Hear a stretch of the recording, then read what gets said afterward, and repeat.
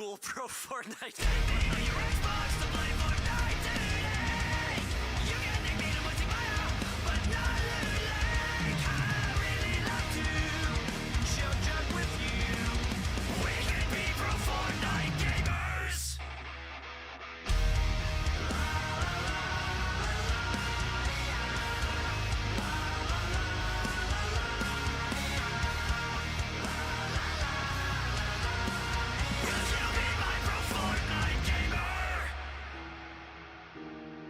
Can we get a win this weekend? Take me to Loot Lake. Let's change the game mode and we can disco dominate. Let's hop in an ATK. Take me to the zone. I'm running kind of low on mats. I need to break some stones. Dressed in all these fancy clothes. He's got Renegade Raider and he's probably a pro. He shot my back and I attack. I just got a victory royale. Take me to your Xbox to play Fortnite today. You can take me to multiplayer, but not like I really love to chill jump with you. We can be pro Fortnite gamers.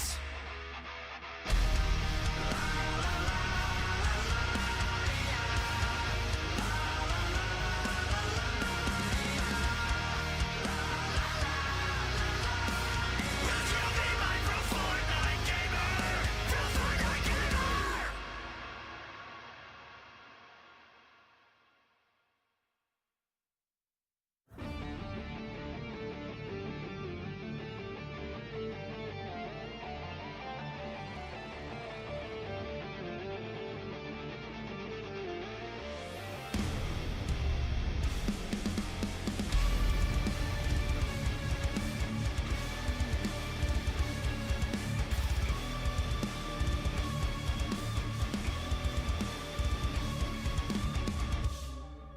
Immortal temptation takes over my mind.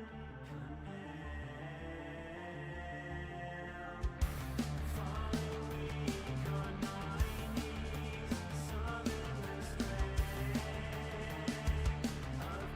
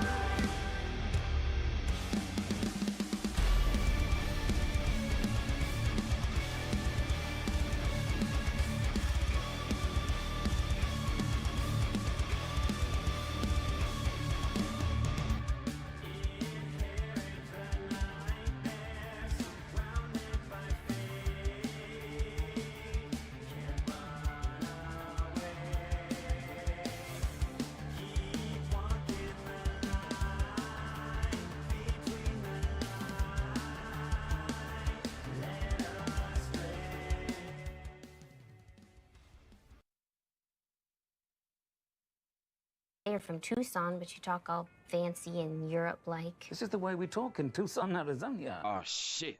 Here we go again.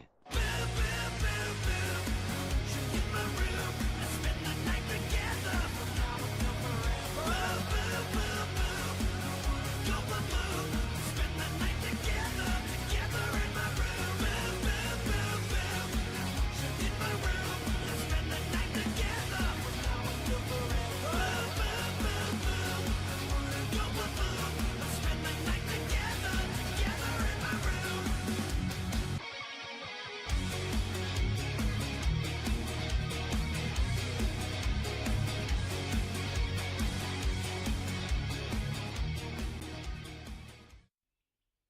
Now for something completely different.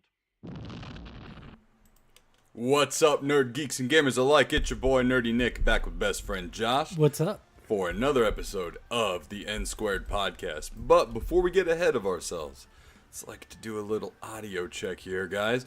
Like a 70-30 split, 70 us, 30 everything else. So, once we get that sound check out of the way, we'll get right to it. Mic check, mic check. How do we sound? Where is this? Oh, there. Too loud, me. too quiet? It might be even a little low. Yeah, it's weird because on our side it always sounds like it might be low, but on the Sometimes it sounds like it's too high, too. It's just, It's weird. Shinobi says everything sounds good to them.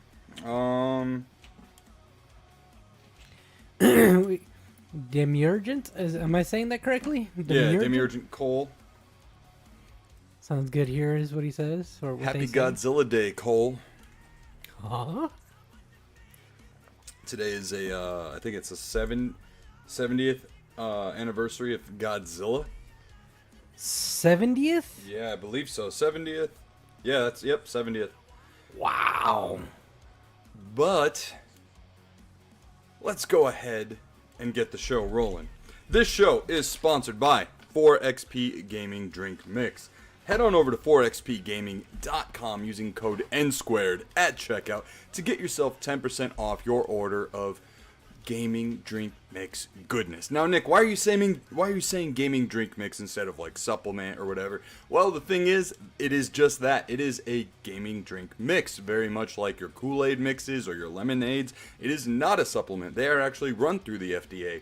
They have no proprietary blends to hide everything in the background. So what you get is what you see on the label. You get vitamins A, E, B6, B12, 23 milligrams of caffeine per serving. That's right, you're not going to get a huge up and a huge down. You're not going to be up all night. I mean, unless you dose yourself to do that with a bunch of scoops. But you're going to have to do a bunch of scoops to do that to begin with. So, it's great for you. It tastes amazing. Tonight I am sipping on Ultra Nightmare, which is a watermelon flavor. We've also got Legendary, which is a blue raspberry flavor. And my personal favorite, Gravewalker, which is a clear gummy bear flavor. Don't know how they did it. Don't even know what clear gummy bear is, but it tastes great. And it's just chef's kiss. So once again, head on over to 4xpgaming.com, use code Nsquared at checkout. You'll see it throughout the entire show on the bottom left corner of your screen. Also, head on over. It is the gifting season.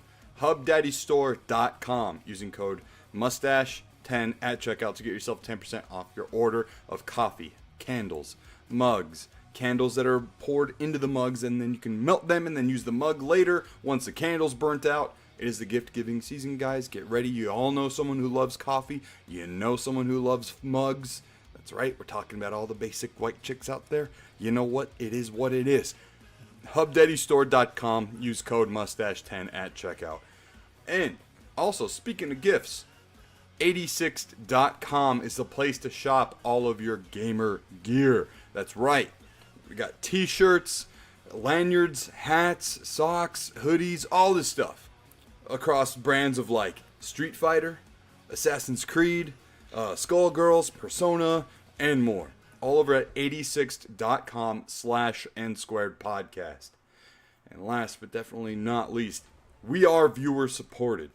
So, if you would like to have your questions read and answered in their very own segment, if you'd like to have a 10-minute or a 5-minute call-in on the show, or you just want to be a part of our Discord, guess what? Patreon is the place to be. Head on over to patreon.com/Nsquared podcast. For as little as $3 a month, you can have yourself a producer credit on each and every show.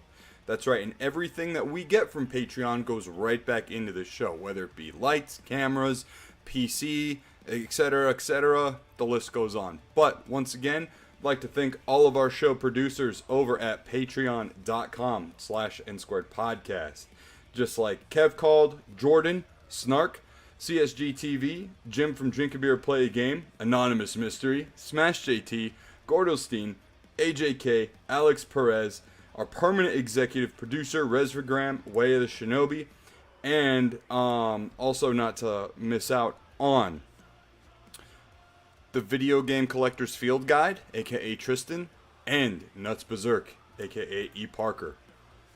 With all that out of the way, got one question for you. What's up? What's up? What's up? What's up? Not much, dude. Just the same old, same old. Lots of Battlefield and lots of Path of Exiles. Although yesterday, my bad. I know you sent that the invite to play Helldivers, Fucking weeb over here. but I was in the middle of a raid and I thought we were gonna finish it a little faster. But then again, it's a raid that we haven't done too often, so like we finished 2 hours after you sent that invite, and by then Yeah. I had completely forgotten about the invite. It's alright. I think we were only on for like another hour because it was getting pretty late. If I remember correctly. Yeah. Yeah. Yeah, so I don't know. It sucks I missed out, but But you did play Helldivers on Friday night, which was Halloween. hell yeah. Yeah. Oh, dude, remember the pelican lifting off? And it was just like, Oh yeah, that's why I threw it in the reel that I made today. oh The man, little short. yeah, no, that was fun. That was a fun night. Oops. But yeah, that's pretty much what I've been up to. What about you? Well, Halloween, my favorite holiday, showed up as fast as it or left as fast as it showed up, which was a bummer. I'm gonna be straight up. It was just like, wow, all right, it's gone, done, fucking on to Christmas now, because apparently no one gives a fuck about Thanksgiving anymore. Right. Yeah, I walked into Target today, and I was like, I had to stop. I literally stopped in my place after I dropped Evelyn off from school. Had to go get some dog food and stuff, and I heard a fucking Christmas song, and I was like, you still have Halloween decorations up for sale. Oh, unlock me. Oh damn. Yeah, Just from wiping my eye. Damn, Tiny. Either you or me, because I was moving my hands. Yeah. But yeah, no, it's look at. I posted about that on Facebook, and of course there were people on my Facebook who felt the need to defend that, and I was like, I wasn't very surprised that they were all female. Number one, it was all female, and number two, they were all saying the same thing of like, well, it makes you feel good and seasonal depression and blah blah blah blah blah, blah, right? In my mind, I was like, wow, that sounds a lot like fucking selfishness and greed to me, which is the exact thing that I was talking about. And y'all just kind of proved me right. But yeah, no, it is what it is. It's funny because like what's one thing that helps combat that seasonal depression and all that? Being thankful. Mm-hmm. Like during Thanksgiving. Yeah. One of them was like, well, they don't have any Thanksgiving songs. I'm like, cool, it's just called fucking music. I know. Just put fucking music on in the store.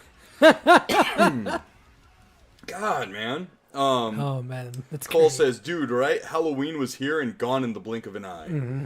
And Anonymous Mystery says, nope, they want your money. Yeah. But yeah, no. Halloween was fun. I did have, I don't know, maybe in the ballpark of like 4 to 6 beers for the first time in over a month, and I was just like, You're not feeling why it. did I do this in the first place? What? Like Drink. yeah, didn't you care for it. Yeah. It's weird, man, because I've like drank for most of my adult life, but It was just a habit at that point. yeah, like going back to it, I was just like, I don't know. Number one, it takes me forever to get a buzz or drunk, which is never a cheap date. And then at that point too, I'm robbing tomorrow to have fun today. But It's a good way to put it. it just wasn't, I don't know, it wasn't anything crazy. I had some, October beers, and I was happy with that, like, but yeah, I'm back on the whole, sober kick. It's not, I don't know, man. It's just like, maybe it's a seasonal thing for me. I don't know. I'll probably have a beer at Thanksgiving. I'll probably have a few beers hanging up the Christmas lights and whatever, but as far as like casual drinking and stuff, like getting drunk on the show, or not even drunk, but just drinking on the show rather. I just don't think I'll fucking care to do it anymore. Hey, it's good to I hear. don't It's good to kick a bad habit. You know, ain't nothing Yeah. wrong with drinking a few beers here and there, but you know, a daily thing, you know, it doesn't hurt, but at the same time, you feel better when you're sober completely. I honestly don't feel a difference. It's that high I'm not tolerance. gonna lie. I outside of the 10 fast pounds that I lost right away, I feel no difference. Oh wow. If anything, my sleep has suffered. Like seriously, because I would sleep a lot harder. You know what I mean? Wow. You probably just give it like another month and then you'll probably sleep better. I don't know, man. If anything, it's gonna make me sleep lighter. And with a 16-month-old in the house who wakes Yeah. up at fucking midnight every night, Yeah. I don't know. Got Gamer Games in the house. Yo, what's up, Gamer Games? This is good evening, guys. You hear about that unreleased Splatterhouse RPG Famicom game that was dumped on 4chan? I did not. What? I try to stay away from 4chan. 4chan is like, and has been for the last like 10 years, like the fucking worst place on the internet. Yeah. Drinking is good in moderation. Yeah. But, so, yeah, Halloween was fun. And then, streamed pretty much all weekend, like every night on the weekend. Hopefully this is the stream that gets me to affiliate on Twitch.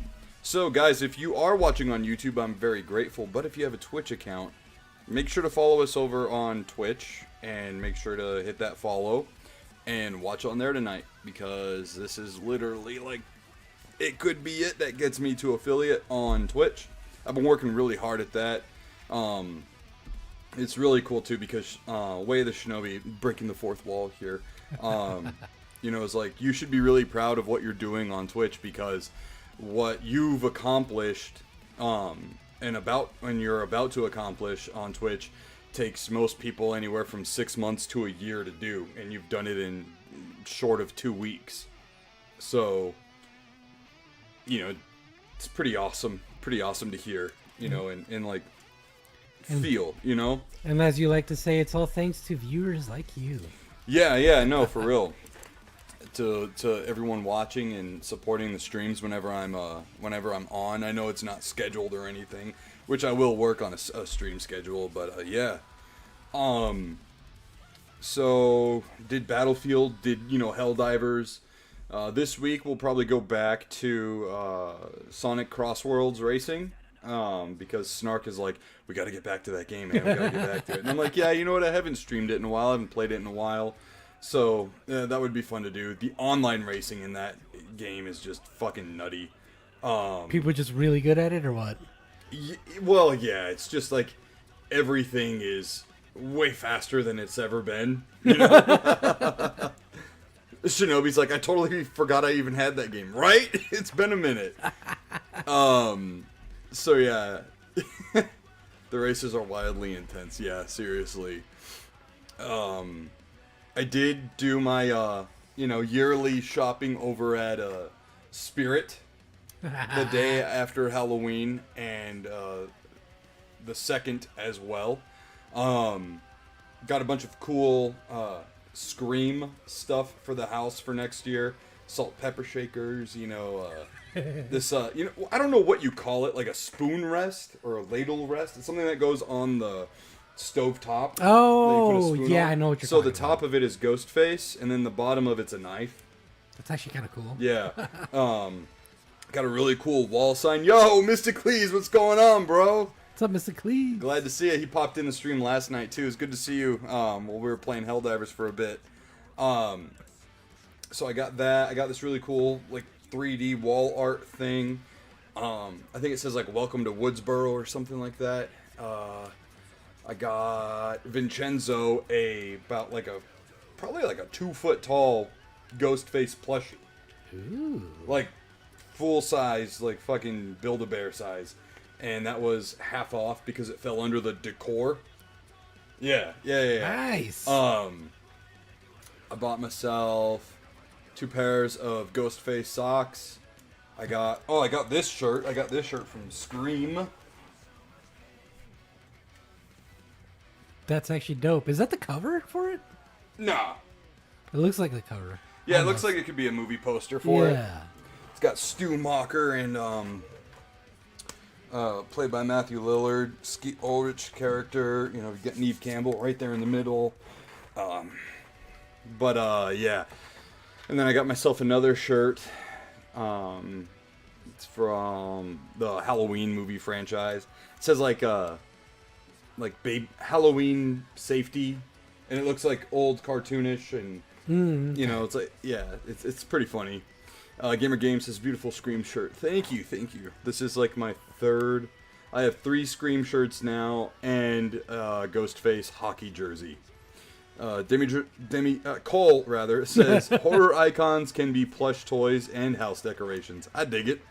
Yeah. And then you know how I bought a bunch of those plastic cups last year? Yeah. So this year I bought a new set of like 4 black cups. They're plastic and they have Jason Voorhees mask on it. And then so that's like the new set, because the set I bought last year was like the Universal Monsters. So I bought a set of Jason cups. I bought 2 Michael Myers cups, and they say every day is Halloween. And then I would have bought more, but there was only 1 Ghostbusters cup, and then it's got like ooze dripping from both ends. Oh, that's cool. And on the back it says "We're ready to believe you," and then it has like the Ghostbusters phone number. And then I got Brittany a Sanderson Sisters cup from Hocus Pocus. Oh, that's her last name? Sanderson. Yeah. Yeah. Huh. I always Yeah. just call them the witches. So you're basically updating the fine china. Yeah. So I got something for everybody, and then when I went back the second day when everything was half off, that's when I got like this shirt, my other shirt, and then I did a little Christmas shopping while I was there. The Nightmare Before Christmas shopping. Yeah. But yeah, I did get some stuff for the wife and Evelyn for Christmas over there. Nice. It was really like there's tons of costumes left over, right? Mm-hmm. Not to say that like people don't buy costumes, but there's a ton of costumes left over. The damned thing of it is, it's like, okay, what size is Vincenzo going to be next October? Yeah. You know, you have no idea. So it sucks because getting a costume for $40 full price or $20, But there's a chance but there's it might a chance not it work. might be way too big, way too small. Yeah. You know? Yeah, So, I yeah. get it. Yeah, that sucked. Yeah, because it's easier for like Evelyn, because she's not gonna grow that much more by next year. Well, it's kind of hard, bro, because like in the last 2 months, she's also lost like 12 to 15 pounds. She's exercising more, eating better. So Congratulations to her! Wow. it's like, yeah. So I don't know, bro. I don't know. It's always like, Yeah. I could buy myself a costume, but next year is Brittany's year to decide on like what we're gonna do. Oh, you guys take turns picking costumes, like the family themes. So now I'm like, all right, well, it's just hard. It's a hard situation, you know. But yeah. Oh, I did also buy. I wanted to buy myself this mask for a long time. There's nothing special to it, honestly, at all. But it's so fucking like nostalgic. This cheap plastic little thin Wolfman mask. For a second, I thought that was a luchador mask. Oh, no. But I'm a sucker for these, like, old plastic Halloween masks. The OG masks. Yeah. Yeah. So, this isn't officially licensed by Universal, but the way Spirit sells it, it says, like, vintage werewolf mask. Is what it's labeled as. But I wanted this last year, and they're cheap, dude. They're like $12 full price. Wow. But $6 is better than 12. Definitely. So definitely. You know, I bought it. When I bought it and came home, I was wearing it around the house. Ow. Shit. I don't want to overstretch the band in the back. Take off the headset. Well, let's do this. And now nobody can hear me or understand me. But yeah, dude, I could go broke in Spirit Halloween. Even when they're not doing sales. Even when they're not doing sales. Yeah. Because when they're doing sales, you just buy twice as much and spend the same amount as you would have, without the sales. But you get a lot more. You get a lot more. Let's see here. Cole says, amazing that we've come that far with horror. Yeah, no, seriously, dude. I mean, I saw, like, little kid Art the Clowns and shit, which is, in my opinion, bro, like, I'm, like, all about, let your kids watch movies, because at the end of the day, the earlier they recognize that it's fake, the better off they are with separating that kind of stuff. Like later on, Yeah. But I would never show my kids Terrifier. Any of those movies. Like up to a certain age, you'll be like, all right, fine. When Evelyn is 18, she can watch it, dude. Like,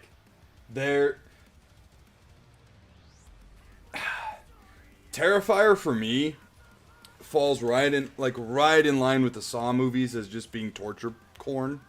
Yeah. You probably haven't seen them, huh?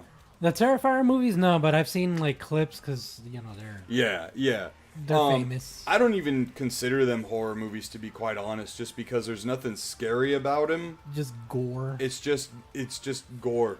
That's all it is. It's like, it's mean and gory. Like, that's it. Like, there's no other like real reason for it other than that. Yeah, and the movies honestly aren't that great either. I'm not gonna lie. I watched them, and I even saw it was like an anthology series when Art the Clown first debuted. It's called like All Hallows Eve. But yeah, I don't know. I think he's popular because number one, it's like he stands out as a character. Yeah. So he's kind of like another new mascot for the holiday. But number two, now he's so popular they put him in fucking Fortnite. I mean, dude, I cringed when they put Ghostface in Fortnite. I was like, come on. Like that, I didn't go buy that skin, but I wanted to though. But I didn't. I think you've only caved on the skin once. Yeah, for Goku. Yeah. Yeah, and that's it. Way the Shinobi says, I love the retro look. And then Gamer Game says, I like old school 80s Halloween decorations you'd hang up in your house. They got the whole vibe to them. Yeah. Speaking of something retro, you want to grab that real fast? It's not retro like per se at all, but it's stylized to be retro. And I know exactly what you're talking about because I used to have a bunch of the paper decorations and stuff hung up in my house when I was a kid. It's already been on camera. But Target was selling this, and and the wife was at Target, and she was like, "Hey, their Halloween stuff 70% off." So this was only $3, and I was like, "Get it, get it. This totally is 90s Halloween right here. This is like 90s Halloween right here." And I wanted to get the Frankenstein one that they had too, or Frankenstein's monster rather. But this was the only one that was left. I think it was like this and a witch, but the witch one looked kind of funny. Yeah. But man, Halloween, it's the best. It's the best. Vincenzo got a ton of candy, as well, which was great. He got like 3 full-size candies too. Which, I mean, I'm like, he's not going to eat them. Yeah. He doesn't even care about real food. He's like, give me a pouch, bro. The baby puree stuff. He doesn't care about real food, which has been a struggle. We got to get him eating real food. No, you know what's bullshit, though? When we go to Costco and we're walking around the samples and stuff, if one of us are eating the samples, he'll eat it. But when we're eating at home and trying to... feed yeah. him? Nope. He does this. What the heck? He'll do this. Get away. Seriously, he'll do that? Yeah. Oh, that's. Or if you like hand him something, he'll just do this. But he'll be sitting up on the high chair like this. And it's the dogs. But yeah. That's rough. Yeah. But yeah, anyways, that's pretty much been what's up. It's been a kind of a slow week. Yeah. There's not been. I'm gonna be honest with you guys up front here. There hasn't been a whole lot of like news topics regarding everything that we talk about, really. But there is some stuff that I've gathered up, which we'll get to right after the Patreon question block of the week. You want to have your questions read and answered live in their very own segment? Well, head on over to patreon.com/Nsquared podcast. For as little as $3, you can partake and be a producer of the show. We have one question tonight over on Patreon from Anonymous Mystery. Ooh. They ask, if you could wipe your memory of one game and play it again, what would it be? That's a good question. That's a very good question. Very good question.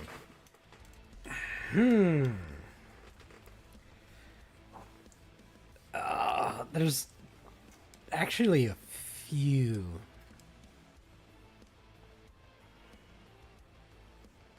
If we have to Yeah. just pick one, oh, that's even harder. Yeah.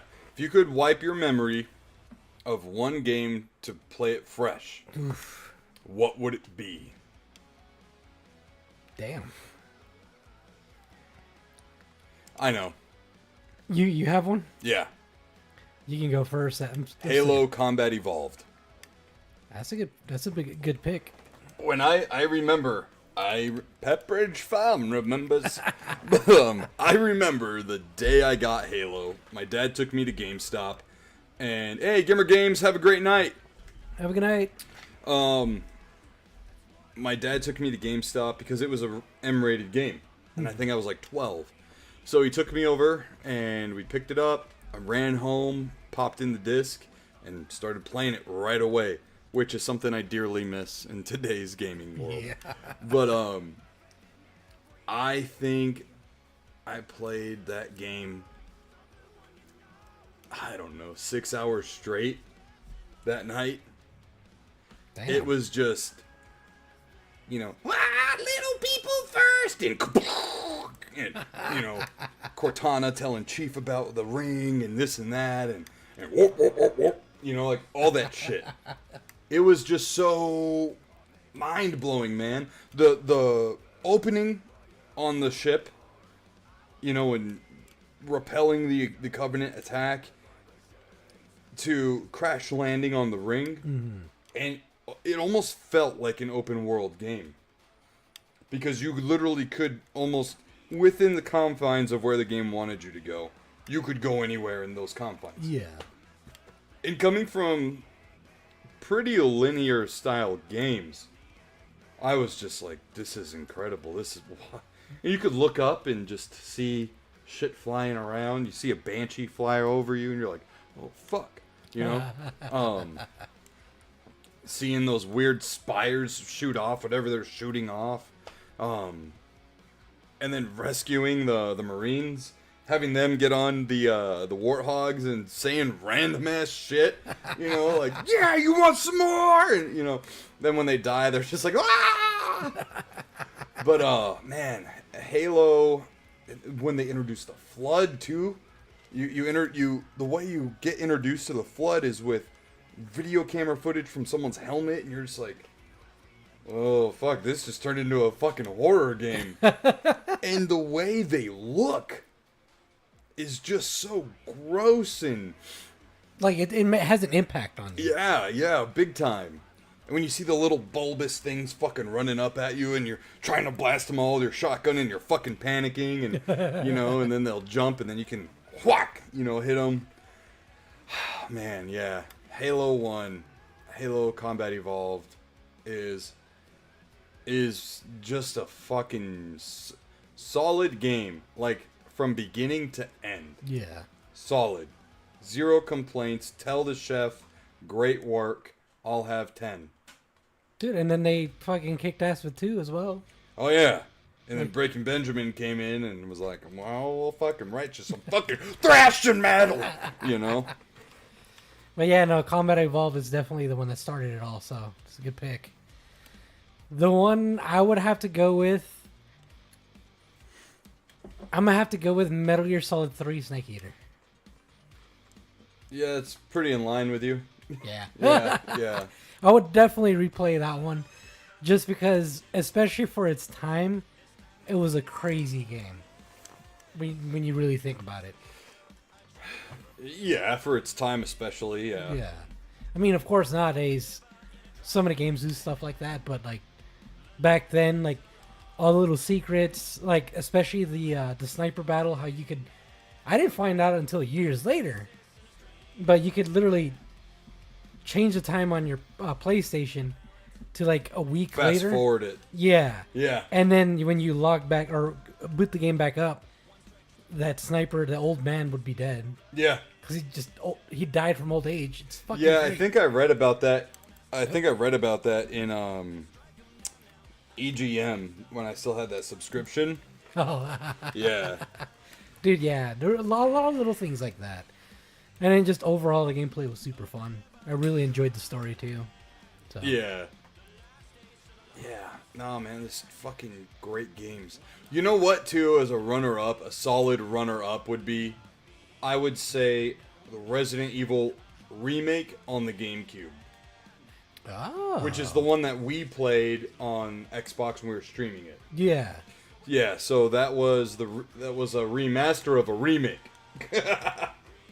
Yeah, but that is a solid runner-up for sure, because Yeah, that is. Resident Evil at the time was it was in its fucking stride. I think when remake came out on GameCube, the movie had just come out or was about to come out. And it was just fucking popular as shit, man. And Yeah. and that remake made it fucking scary. You know, like, it was scary on the PS1, but it was on the PS1. Early on the PS1. Yeah, so the graphics weren't the greatest. Things Yeah. didn't look blocky. And, not to mention the fucking terrible voice acting in Resident Evil 1. Yeah. It was just really bad, you know, like, take this, you're the master of unlocking. Or, wow, you were almost a Jill sandwich. You know, like, it's just really bad. But, yeah, it made it really scary, man. That initial, turnaround of the zombie when you see it for the first time. Yeah. It is way, way more creepier. And everything just looks so damn good. Like, I don't know why people don't talk about this enough, but GameCube games to this day still look way better than any game on the PS2. Yeah, no, I can agree.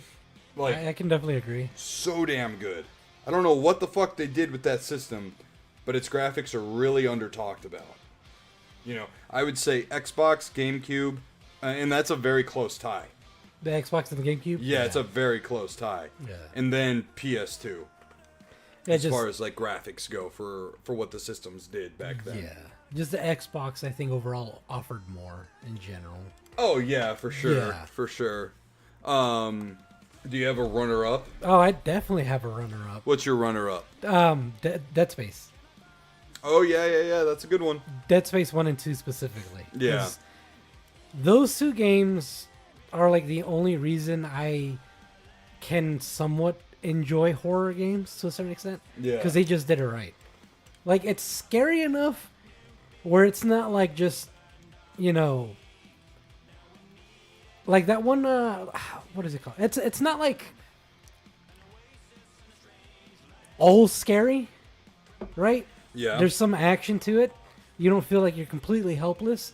But Okay. at the same time, you feel like, you're just, like, at the very bare minimum able to just do something. And that's Yeah. it. Right? Yeah. And, like, that's just, like, the perfect amount of horror for me. Yeah. Yeah. So let's go ahead and catch up with the chat. Cool. Because I think I saw some interesting games here. So, Mystically says, my pick would be Shenmue on Dreamcast. That, you know what, dude, that is a very solid choice, man. because that whole it's a world. That game is literally a world, and experiencing it for the first time, I was just equally as blown away, if not more so, than I was when I played Halo. Like, dude, you can literally go up and play arcade games in the world of Shenmue. But like everything was interactable. NPCs, you could talk to literally everyone. I mean, it was crazy. And there was a whole night-day cycle to it all. It's a really solid choice, Mysticles. I was looking it up, and I'm thinking, I was like, damn, on the Dreamcast they had all that? Oh yeah. That's Oh, yeah. crazy. Way the Shinobi says, I didn't get a chance to play Halo until that Christmas, which sucked because I was with my dad when he picked it up on launch day. Damn. That sucks. That does suck. Cole says, OG Halo is so good. He said it like that, too. He said it. When he typed it, he was like, it's so good. Anonymous Mystery says, very nice. Thank you, guys. You're welcome. Thank you for the fucking solid question. Cole says, Metal Gear Solid 3 was insane in the membrane. Jill Sandwich is legendary at this point. You know, I'm actually a part of a like fan page or whatever on Facebook, and it's called like sandwich shit posting, and it's all Resident Evil memes. Yeah, it's fucking hilarious. That's great. Way of the Shinobi says Nintendo visuals have usually aged very well compared to other consoles. For me, it's gonna be the Wrath of the Lich King. What? I've heard of that before, but I don't think I've ever played that. I think that is WoW, if I'm not mistaken, but I could be wrong. Yeah. That is WoW. Yeah.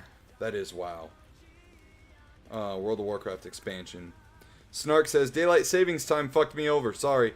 Do better. I'm just kidding. Glad you're here, dude. Yeah, so that is it for Patreon question block of the week. Once again, guys, if you want to have your questions read, or you just want to help us out directly and support the show, head on over to patreon.com. Little as $3 a month. Wait, hold on. Shinobi says my Patreon question is also there. Oh. Let me refresh. Oh, there it is. 1 minute ago. If you could only play one console for the next year with access to the whole library, exclusives only, what would it be?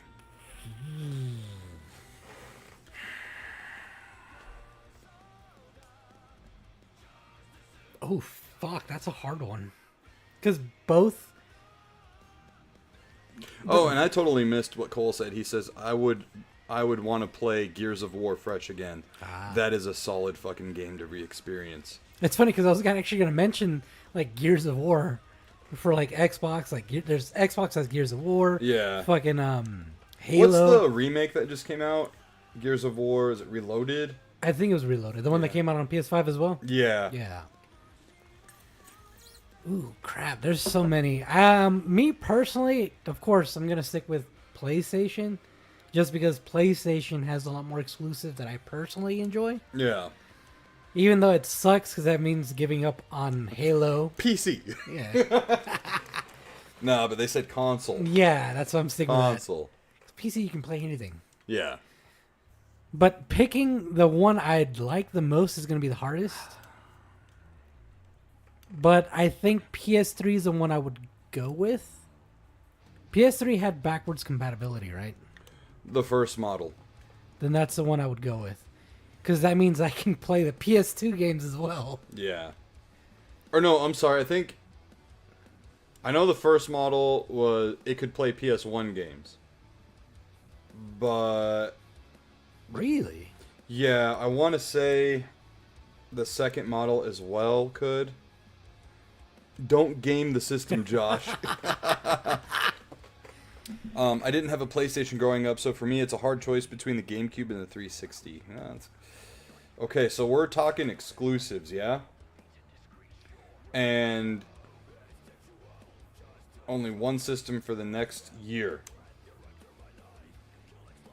We're going to pretend for this question that Helldivers 2 doesn't exist. Because the easy answer for me clearly is PS5. but And it's for just one game. yeah, for one game, for one game. But for conversation's sake, I will say PS1. Oh yeah, I did. I forgot you said a while back that you prefer PS1 over the other consoles of that era. Yeah. I mean, PS1. I don't think there's any other way to say it than it's goaded. Yeah. It's just got so many great games on it. It's also got my favorite game of all time on it, Ape Escape. Hashtag apes will escape. They need to bring it back. Sony is in dire need of mascots other than Astrobot's plain-ass corporate modernization look. Okay? Astrobot ain't it, y'all. He might be cute for now, but there's nothing fucking to him. Yeah. Just telling you. At least bring Crash back. You know what I'm saying? Fucking ain't. All right, so if we're gonna go based off what Shinobi said of don't game the system, which is funny, then I would have to go with PS2 because I didn't play enough PS1 to really appreciate it like you did. But most of the games that I did really enjoy were mainly on PS2. Gotcha. Yeah. Cole says, you were right, Nick. First model PS3 was backwards compatible with PS2. After that, it was PS1 only. Wow. See, that's what fucked me up, because I was like, it made no sense. I don't know why Sony did it that way. Yeah, that's kind of dumb. Like, I like that right now, PS5 is backwards compatible with 4. Yeah. You know, I like that, but I wish it would have been, more compatible with even older systems as well. But hey, it's a slight win there. It's still the one thing that Xbox does, better for the most part, is the whole backwards compatibility thing. Oh, all their Xboxes are backwards compatible? For the most part, yeah. Oh, that's dope. I didn't know that. For the most part. I mean, of course, there's Yeah. always certain games that they don't usually include. Right. Let's see here. Blah, blah, blah. Shinobi says, I say that because there's a lot of 360 games that were on PC as well, like Shadowrun. And then Cole says, can't forget Crash Bandicoot. Yeah. Quick question to the chat. What's your favorite Crash Bandicoot game? Mine's Crash Bandicoot Warped. It's the best one. A lot of people dog on that one and say 2 is the best one, but 3 is where it's at, man. I don't even remember the one I played. The one really? I played was it was a long time ago. Might have been Warped. I was actually having a deep conversation about backwards compatibility the other day, and I have a lot of takes regarding it. Well, that would make sense considering you're a very opinionated person, Shinobi. But we got a cranky Vincenzo in the background. Sorry, y'all. Dude, is it fucking hot in here? I bet you should use the oven instead of the fucking other oven. No, I feel fine. If it's coming from that side, then yeah, that would make sense. Why you'd feel it? Because I'm starting to sweat. But Those are some good questions, guys. yeah, what was it? You said PS3, right? Switch it to PS2 if I can't do the whole, Yeah. using backwards compatibility stuff. Can you turn the fan on high? Yeah. And while he does that, I'm gonna hype us up for the Wayback Machine. We're gonna go ahead and talk about some things that happened this week in the 90s. Who's ready to buckle in and feel old as we talk about some of your favorite things that happened way back when? So stupid. Who's ready to buckle in and feel old? Yeah. Anonymous Mystery says, go get him. Yeah, no, we're not doing that today. We're not playing that game with the baby today. He is, he's going through a cranky phase. Mystically says, Resident Evil 9 pre-orders are up. I'm not going to pre-order it until I know more about it. I think that's exciting, but I still need to see more. From what I've seen so far, which is what all of us have seen, there's really not a whole lot to go off of other than they're going back to Raccoon City after it had been nuked. So it's kind of like a requel? or is it a sequel where they're just going back? Yeah, no, it's a true sequel. Oh, okay. So it's Yeah. not like directly after they got. No, it's like oh. modern day. Oh, okay. Yeah. Okay. All right, hey. So, for the Wayback Machine. On this day, 32 years ago, The Nanny premiered. You ever see The Nanny with Fran Drescher? No. Oh man, that was a good show. I will say her voice was like kind of like it was like the gimmick. She was very annoying. You know how Urkel would be like, "Can I do that?" Like just a few. Hers was like very nasally and like loud and obnoxious. But it was a really good show overall. I usually joke around with Britt that she's the nanny. Oh my god. Yeah. Shinobi says, I love The Nanny. Fran was a huge influence in the person I grew up to be. Anonymous Mystery says, I'll wait till the shit is $20 at Walmart. On November 9th, 1999, Mickey's Once Upon a Christmas was released. You ever see that? I might have.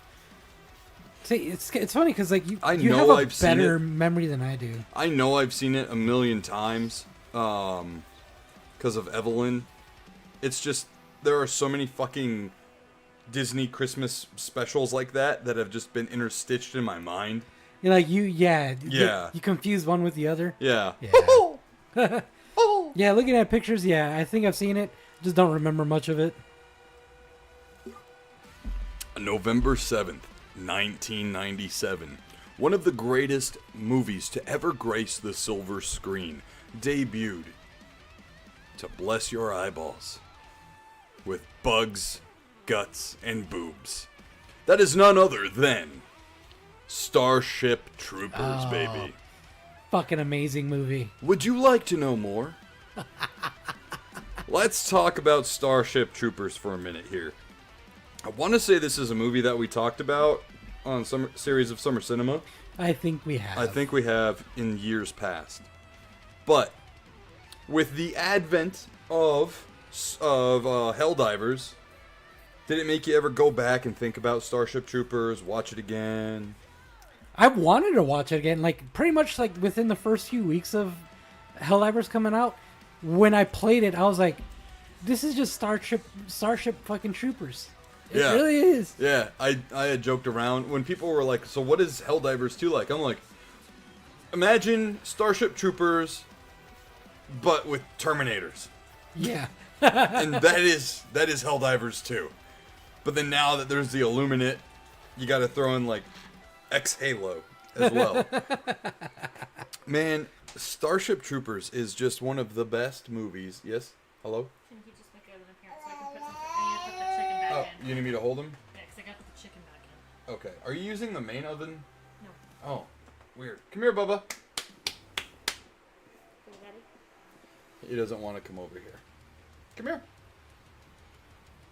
Can you at least try to toss him to me, please? Oh, this isn't going to be good.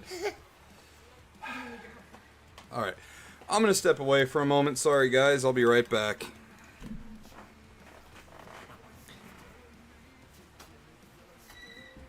The baby was like, "I'm in a mood today. You guys can't see me."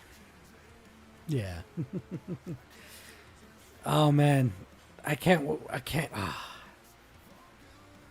Starship Troopers is definitely one of my like all-time favorite movies.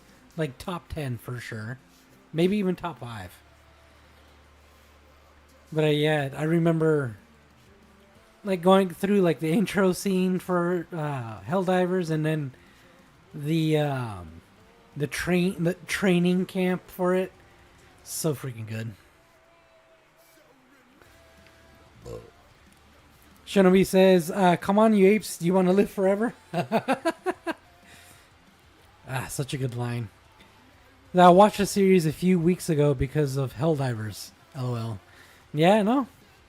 I gotta rewatch it. It's been a minute. Probably watch the sequels as well because I've never watched them. Don't waste your fucking time. I still want to watch them. They're fucking terrible. I know. Sorry, I had to put a chicken in the oven. Very good. All right, so yeah, no, I think Starship Troopers is seriously one of the best movies out there, and a lot of people really don't understand that it is meant to be like satirical. Dude, it's you can't even say it's heavy on the satirical because that's putting it lightly. Yeah, I mean, every single actor in the movie was cast perfectly. What the movie was lightning in a bottle. Oh yeah. And unfortunately, the franchise never caught it again. No. Even across, like, with video games and whatnot, there is a pretty cool show called Roughnecks. It's a 3D animated show that came out shortly after the movie, and I remember watching it. God, I don't remember what channel, but I would watch it before school. Oh. Yeah, it's pretty neat. So, Starship Troopers. November 3rd, on this day, 33 years ago, the 42nd President of the United States was elected. Chat, who is it? Let's see if our chat knows. No Googling! There's like literally no way to prove it at all that they didn't Google it. It's Bill Clinton. Alright. Dude, I got Bill, but like for some Yeah. reason I just kept thinking Bill Gates. I was like, no, that's not him. What the hell? No, man, it's Bill Clinton. I did not have sexual relations with that woman. Yeah, no, he got elected November 3rd, 1992. Bro, you know what I just thought of? If we were to say that line to like teenagers nowadays, they probably wouldn't understand that reference. No, they would have no idea. You know? And if you tell them that it was a president that said that, Yeah. oh, I gotta tell a teenager now. They're like, do you know this reference? And then, you know, it's just so wild to me how he bold-faced lied to the entire country on national television. And he still paraded around like a fucking, like, hero and good guy and this and that. And I'm like, dude has so much fucking dirt on him. I know. Aside from the Monica Lewinsky shit. You know what I mean? But it's like, how is this guy held in high regard? I don't know. I don't know, man. But I didn't mess around with that young woman in the office. In November 5th, 1995, a movie called The Bone Collector was released. Never seen it, but it's got Denzel Washington and Angelina Jolie. Bone Collector. That sounds familiar, but I don't think I've seen that either. Anonymous Mystery says old asses. And then Shinobi says, yeah, but he was a stud on the saxophone, so people let it slide. Oh yeah, I forgot about that. Yeah. I don't know. I got nothing that I can say on here right now. November 6th, 1998. Very famous. I'm gonna quiz you, chat. I want to know. And you have the 5 seconds to respond. November 6th, 1998. This very famous Adam Sandler movie was released. Oh. 5. Oh yeah, Shinobi said it. Waterboy. You probably fucking Googled it. You fucking liar. but I want to play football, man. Oh, it's funny because I was actually thinking that one where he's comes from hell. Oh, Little Nicky. Little Nicky, yeah, because Yeah. he has that same stutter in there too. Well, yeah, but he talks like this. Yeah, right. Get in the flask. Yeah. But my mama says, what does he say?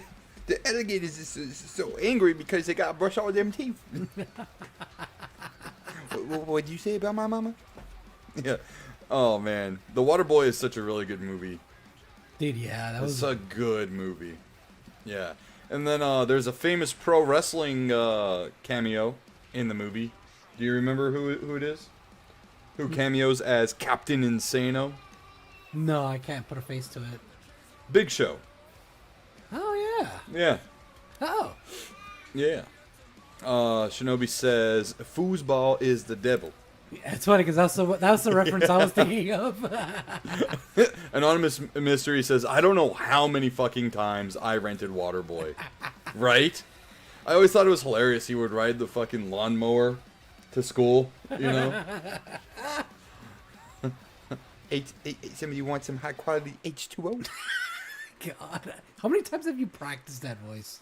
Dude, this is like all I did as a kid. I just did voices. You got me with that one. I wouldn't have guessed the Big Show. Yeah. She showed me her boobies, Mama, and I liked them. You know, we gotta add Waterboy to the Yeah. summer. You know what we should do is just an Adam Sandler month. Yeah. Yeah. I always loved that part though. He runs off because he's mad at his mom, and he comes around. And he's like, "Yeah, I liked them." Man, The Water Boy. What a great movie, man. Great movie. Wait, Shinobi's like Gatorade. Gatorade. And that is it for the Wayback Machine. Did anyone feel old? I certainly did. You know what? You know what fucking makes me even feel older? What?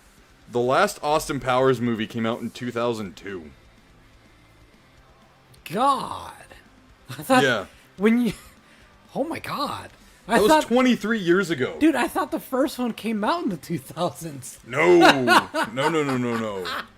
But like, it makes you really think. Holy fuck. It's been that long. Scooby-Doo, the live-action movie, came out in 2002. Wow. Holy crap. Yeah.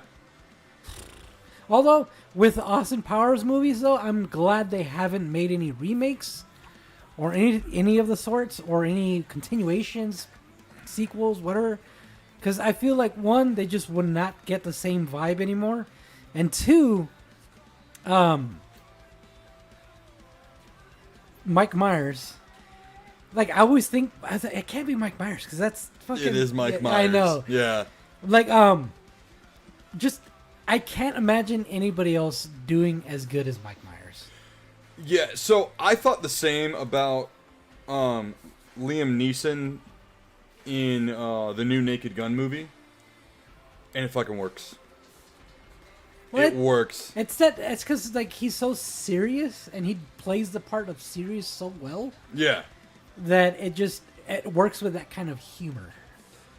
Yeah, but there's one actor who could play a young Austin Powers. He was in, oh my gosh, what is that movie? The Kingsman. You ever see The Kingsman? I've only seen. I think his name's like Joel Edgerton or something. The younger dude with the glasses. Hold on.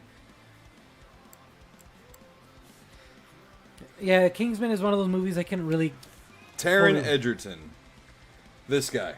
Yeah, it's exactly what I was thinking. Yeah, he could do a young, Austin Powers.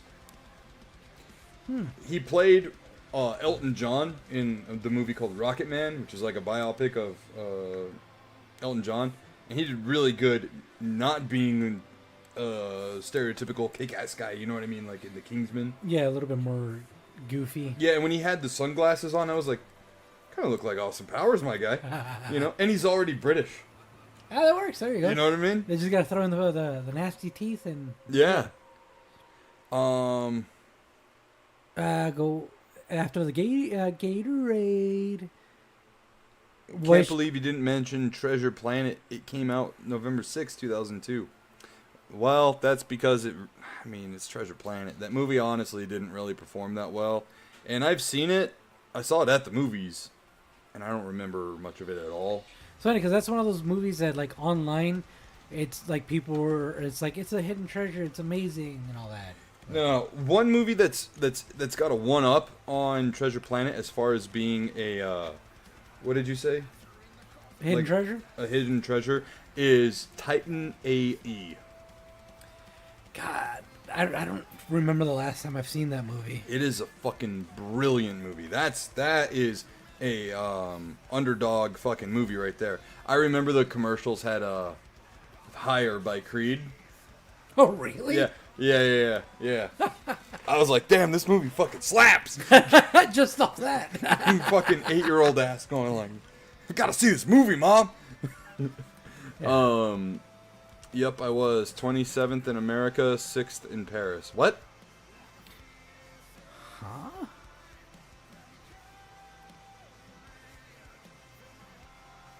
Huh?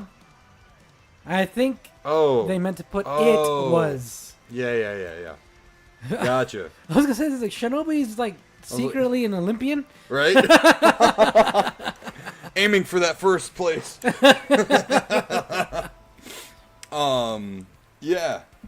Yeah, man. I don't know. I know they teased like Austin Powers in I can't remember. I think it was Honda commercials. It was last year or 2 years ago. But it was like Mike Myers playing Dr. Evil, and Seth Green came back as Scott and had like a little kid. Yeah. It was like a Super Bowl commercial. Yeah. I was mistaken on the release date. It was released in Paris on the 6th and on America on the 27th. Well, now that you mentioned it, I won't. Just kidding. They're probably like, fucking dick. Yeah. So anyways, that is it for the Wayback Machine. Now, keeping with the nostalgia, an iconic franchise is looking to make a return, but albeit in a different format. The one and only, if I can fucking type right, sorry. The one and only Crash Bandicoot is about to get a show. It's crazy to think about that. Let me see here. Where's the news tab? There it is. Alright, now bear with us. We're using fucking IGN. Not the greatest source, but it's a source. The fucking, all the pop-ups and everything on their fucking site's atrocious, dude. Alright, so it's written here by Wesley Yin Pool. Posted today. No, I'm sorry, on the 28th of October. Crash Bandicoot looks set for a return in animation form with a new series on Netflix. What's on Netflix reported that the animation studio behind Sonic Prime, Wild Brain Studios, is making the Crash Bandicoot adaptation for the streamer. Wild Brain Studios has worked on plenty of animations for Netflix, including Carmen Sandiego, I wonder if they found her yet, Mallory Towers, and the aforementioned Sonic Prime. As What's on Netflix points out, this is the first time Crash Bandicoot will front his own series. There is no release window nor plot details for the Crash Bandicoot animated series yet. As for Crash Bandicoot video game series, it's been quiet for some years now. After 2018's Crash Bandicoot Insane Trilogy came out, Activision released Crash Team Racing Nitro Fueled in 2019. Crash Bandicoot 4, It's About Time in 2020, and Crash Bandicoot On the Run in 2021, and most recently, Crash Team Rumble in 2023. Support for the latter ended less than a year after launch. Wow. Is there a new Crash Bandicoot video game in the works? Last year it was reported that Microsoft, which bought Crash Bandicoot under its umbrella after shelling out $69 billion for Activision Blizzard, has reached an agreement with former Crash Bandicoot developer Toys for Bob for the studio's next game. In February 2024, Toys for Bob announced it was plans to spin off from Microsoft-owned Activision to become an indie developer. Toys for Bob is the developer behind Skylanders, Spyro Reignited Trilogy, the Crash Bandicoot games, but in more recent years it had become a Call of Duty support studio. Oh. Damn. At the time, Toys for Bob said it was exploring a possible partnership between our new studio and Microsoft. Adding both Microsoft and Activision were extremely supportive of its new direction. While Toys for Bob's first project as an indie studio is apparently in the early days, fans speculated it could be a revival of Crash, Spyro, or other IP Toys for Bob has become known for and beloved. As for Netflix, continuing to invest in video game adaptation comes as no surprise given the success it's seen doing so already. It has animations for everything from Splinter Cell to Tomb Raider, Castlevania to Cyberpunk. And, of course, it enjoyed critical acclaim from the League of Legends animated adaptation Arcane. It's now working on adapting board games with Catan, Clue, and Monopoly shows in the works. Interesting. So that was a whole lot of news right there. I thought it was just going to be talking about the show. Yeah. But I think, obviously, if we're going based off of the studio's other projects that they've done before, it's going to be a 3D animated show. Yeah. I hope that they keep it in line with his redesign from the Insane trilogy. He looked really good, very clean in that, as well as Crash Team Racing Nitro Fueled. Yeah, because he looked like just an updated version of his old stuff. Yeah. You know, they didn't get too crazy with it, which is nice. In certain instances, Crash Bandicoot does talk, Shinobi, but it's very rare and very every so often it'll just be like some random ass words. Yeah, so I think I'm pretty excited about that. There's other video game adaptations on Netflix they didn't mention either, like Far Cry, Captain Laserhawk, as well as the Tekken Bloodlines series that's on there. But yeah, I watched the beginning of the first episode of Splinter Cell, and I was like, oh, this is the direction they're going. So it's not about Sam Fisher, per se. He's just mentioned? No, he's like an old man character in the show. Ah. And the protagonist is a younger, like, black chick who's... I don't know. I haven't gotten into it yet, but I'm like... I got hyped because I saw it was like Splinter Cell coming soon. You know? And I was like, oh, fuck yeah, let's do it. And then the first episode started going on, and I was like, that's not him. What are we fucking doing? So I'm gonna continue through it, you know, and try to give it its grace, but I am very upset. I get very upset when they start messing with my fandom. Yeah, no, I know what you mean. Like, hey Josh, we're gonna make a Halo show. Are you guys gonna follow the books? No. Are you gonna follow the games? No. We haven't even played them. Yeah. Well, you're gonna keep him unmasked, right? Comes off in the first episode. Coming soon from Paramount Plus. You know what I mean? Like, yeah. Like, yeah, no, that was probably one of the most egregious things they could have ever done. Yeah. And then they were all surprised when it got canceled. I was like, dude, come on. Right. Come on. Fuck off with that. That Neil Blomkamp fucking short from 2008 was way better than that show could ever be. But it's funny because, like, I had a messed up joke about the Splinter Cell thing that you said, though. I might have to tell you off stream. Okay. If I remember. Yeah. But, Yeah. wait, the Shinobi said, you want some article with your ads? Pretty much how it is. Yeah, you know, it sucks, man, because I was looking into canceling my Netflix because it is just, like, I think there's 2 price increases we talked about this year alone. Yeah. And it's like a $20 a month now. Which is I ridiculous. used to pay like $7.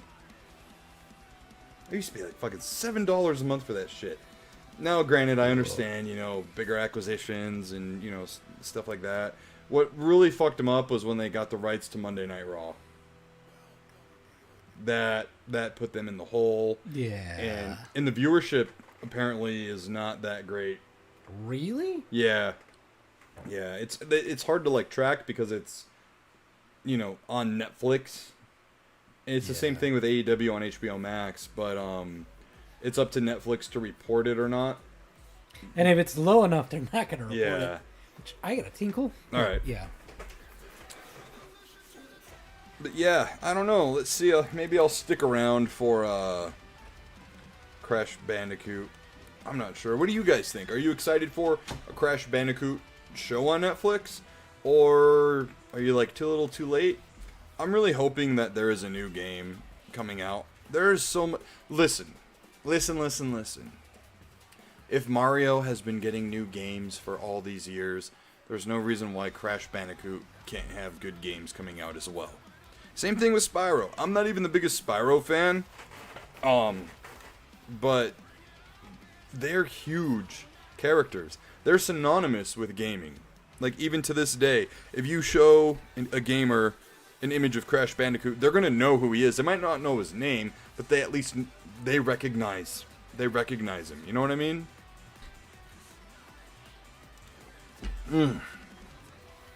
Shinobi says, Netflix is a scam at this point. You buy a subscription for specific shows, then they dump the show you wanted most and give you a price hike instead. Yeah. You know what?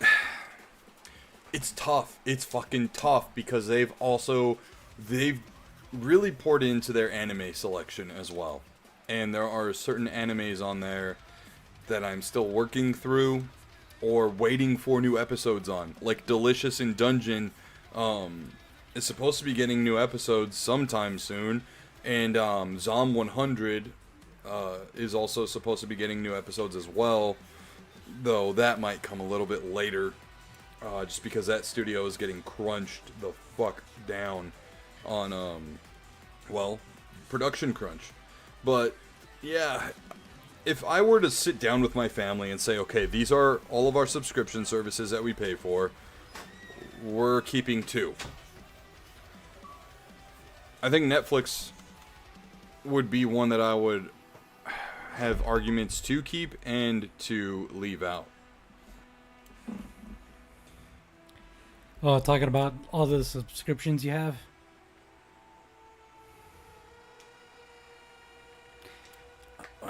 Oh, Netflix is scammed. At this point, you buy a subscription for specific shows, and they dump the show you wanted most and give you a price hike instead. They do have a solid anime library with some that even Crunchyroll doesn't have. Totally get it. Yeah.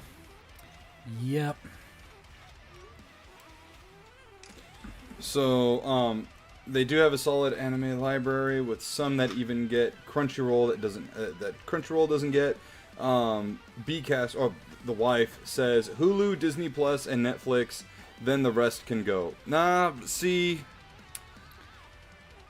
Disney Plus we don't pay for.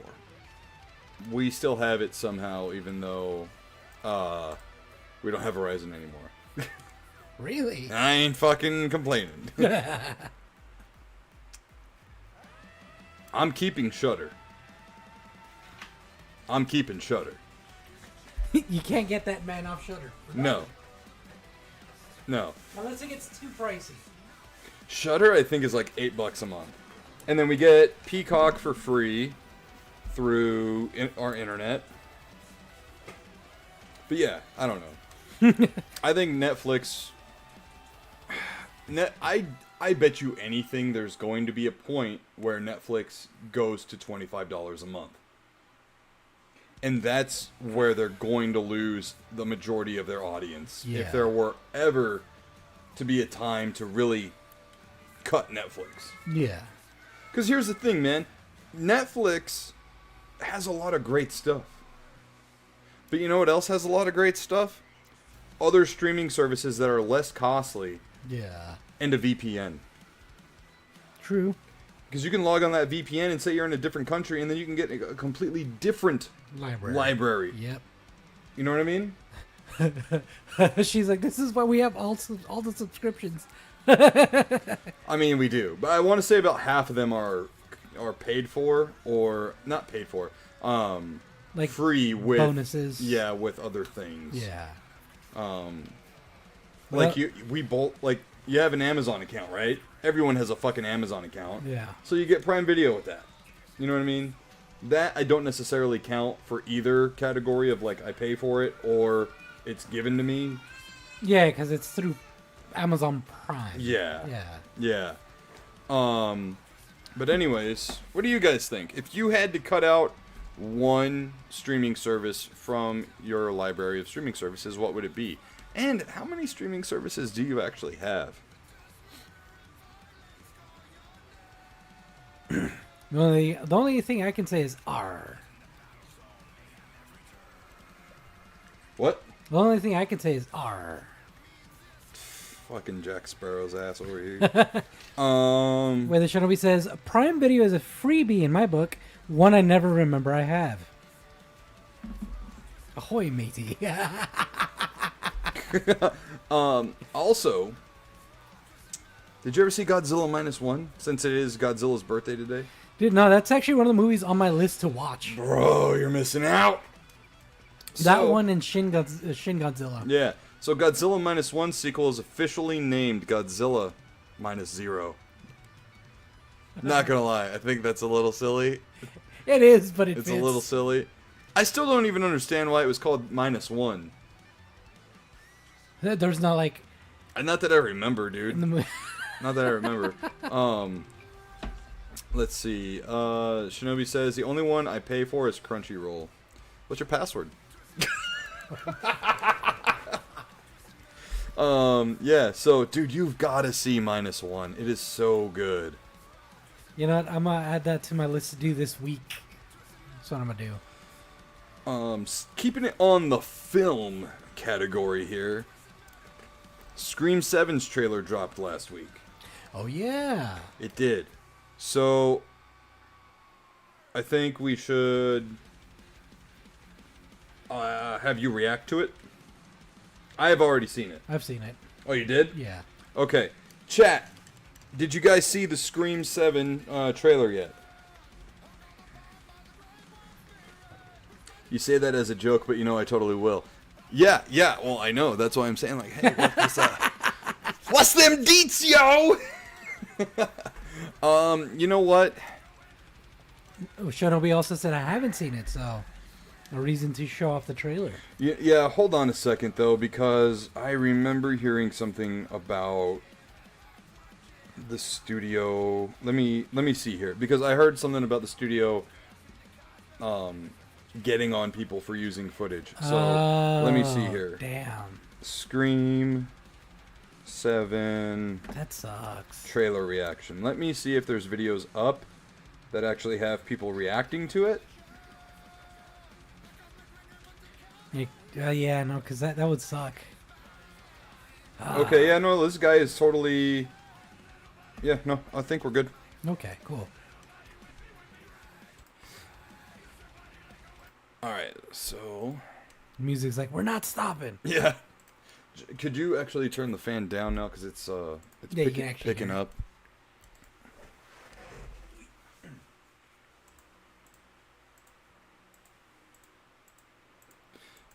The way it fucking sounds, you'd think it's a giant ass fucking fan.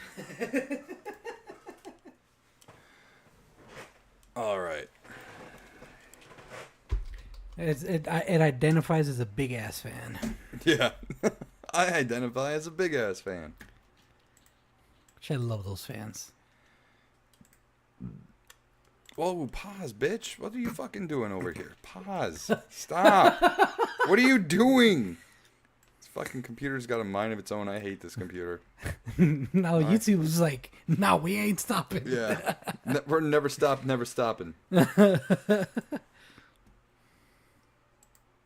Okay. So... Oh, how fitting. What? The scream in the background of the video? Oh, yeah, the ghost face. Ghost face, yeah. Jeez, Josh, you might as well be calling fucking Frankenstein's monster Frankenstein. It's not Frankenstein? I'm just fucking with you. Okay. Let it go. Dude, this computer is just being a fucking dick right now. Alright. So you know how it goes. We're going to pause it every 15 seconds or so. This is going to be our trailer breakdown of Scream 7. Obviously, we don't own the rights, but this is under fair use copyright law YouTube. So you want to fucking fuck with us? Well, no. Okay?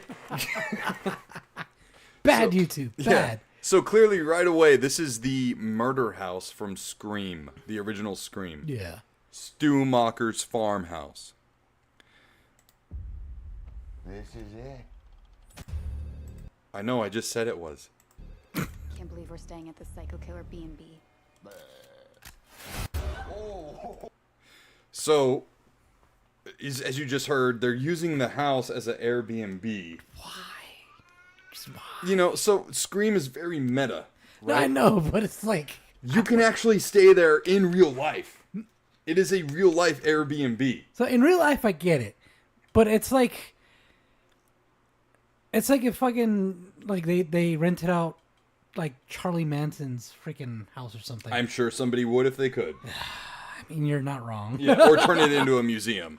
So clearly, you know, like within the realm of Scream, the movie, right, the franchise, there is a in-universe film franchise called Stab.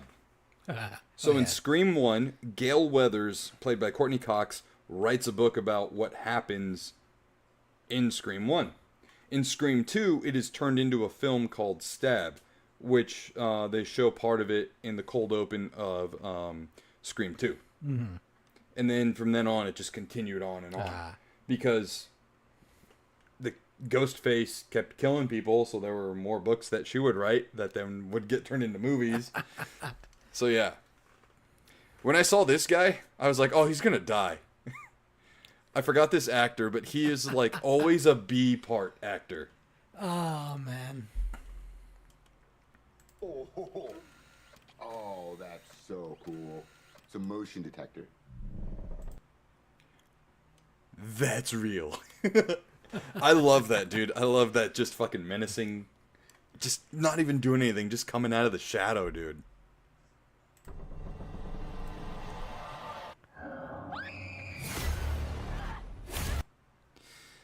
So, I just want to say something real fast. I know I keep pausing and going, whatever. Sorry, guys. Where's a boyfriend? That's exactly what I was thinking. Is he already dead, dude? Shinobi says, I met him when he went to the U of A. He was a big YouTuber back in the early 2010s. Funny dude. Huh. What? Alright, so we need to pause at least at 35 seconds.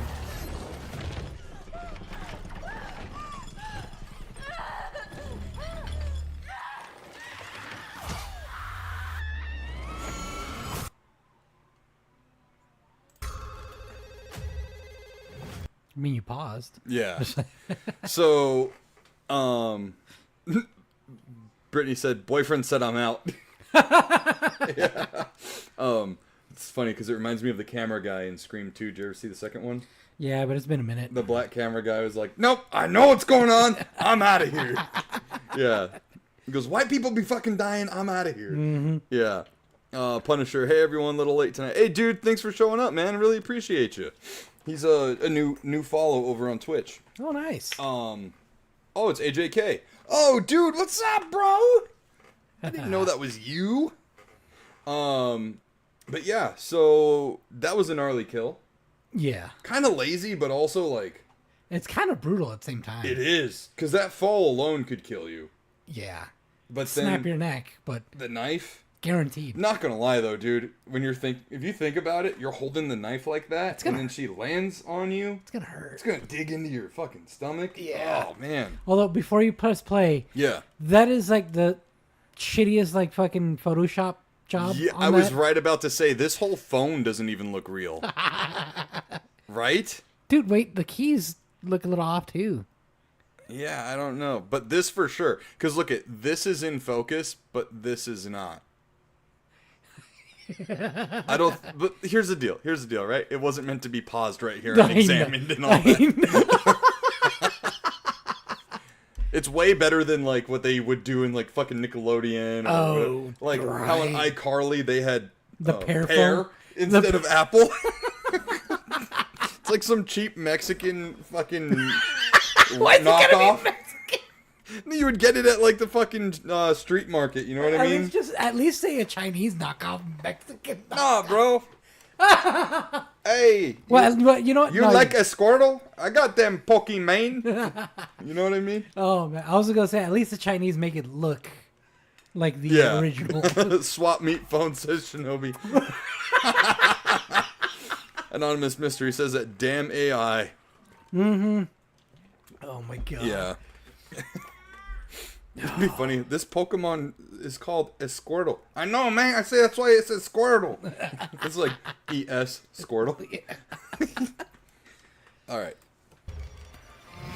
Hello? Hello, Sydney. Did you miss me? Nice little town. So she is obviously not in Woodsboro anymore. She's in Pine Grove is the name of the town. This is cute here. Little Texas Chainsaw Massacre showing. Interesting factoid about the guy who does the voice of Ghostface. The actors never met him. Wes Craven did everything he could to keep him away from the cast. What? So when you see them on the phone in the movies, They're actually on the phone with him? they're actually on the phone with him.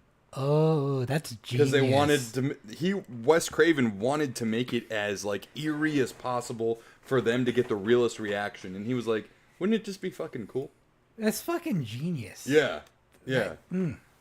I like it when directors do that kind of stuff. Mm-hmm. Found you found. You and your pretty daughter reminds me of where we grew up. Reminds me of where we grew up. I got a theory, and I'll talk about my theory. But, again, continuing. Well, you sure know a lot about me for another asshole hiding behind a voice changer. Oh, I'm not hiding, Sydney. Not this time. Not this time. So that means he had... Okay. We're getting a little in the weeds here, okay?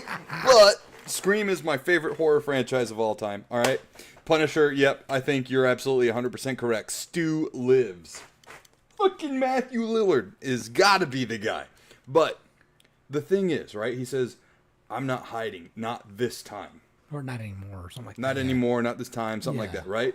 So, in my mind, it's like, were you orchestrating some of the fucking killers from the background in the other movies? That would make sense. You know? Yeah, because like they were considered copycats in the other movies, right? Yeah. Except the third one. The third one was revealed to be Sydney's bastard brother. I mean, still kind of technically a copycat. Kind of, yeah. And number 4, it was her niece or cousin who ended up being the killer. But in 5 and 6, they were like straight up copycats. And they even showed copycats. Like, I think it was 5 opened up. Oh, which one? No, it was 6. 6 was in New York. That movie opened up with a fake Ghostface. And then he got killed by the real Ghostface after fake Ghostface already committed a murder. Yeah, fucking nuts. But the Stab franchise in this movie, like I said, it's very meta. It leans into like, do you blame movies for violence? Do you blame the parents? Do you do this? You know, it's very meta in that sense. So it's like, is Stu preying on those people and creating some kind of like fucking cult? Or group of ghost faces, maybe, you know. Although because in the original movie, he was like, the whole reason for why they were killing, they were blaming the movies. Oh yeah, yeah. So in the movies, man. Yeah. Although I was gonna say, how much of a bitch does Sydney have to be that her fucking bastard brother and her cousin wanted to kill her? Oh. Well, the cousin did it because she was tired of living in Sydney's shadow, and the brother did it because he was pissed off at their deceased mom.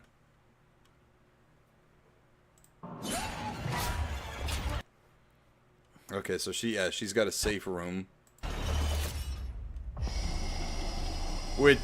Which good on you should have one, right? If you're Sidney fucking Prescott. Although it took her till the 7th movie to get that. Damn. Right? I've always seen this kind of wall in movies. I've never seen it in real life, dude. That must be like out like east for old school type houses. Like Yeah. Because I've never seen that shit. Yeah, me neither. Out of all the walls I've ripped open. But here's the thing, right? You're in the safe room. Why are you now fucking... Down to the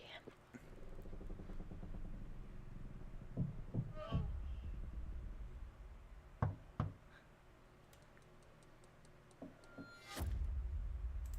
That is straight up Scream 3 or Scream 2 shit. Do you remember the opening for that movie? Yeah. The black dude in the bathroom.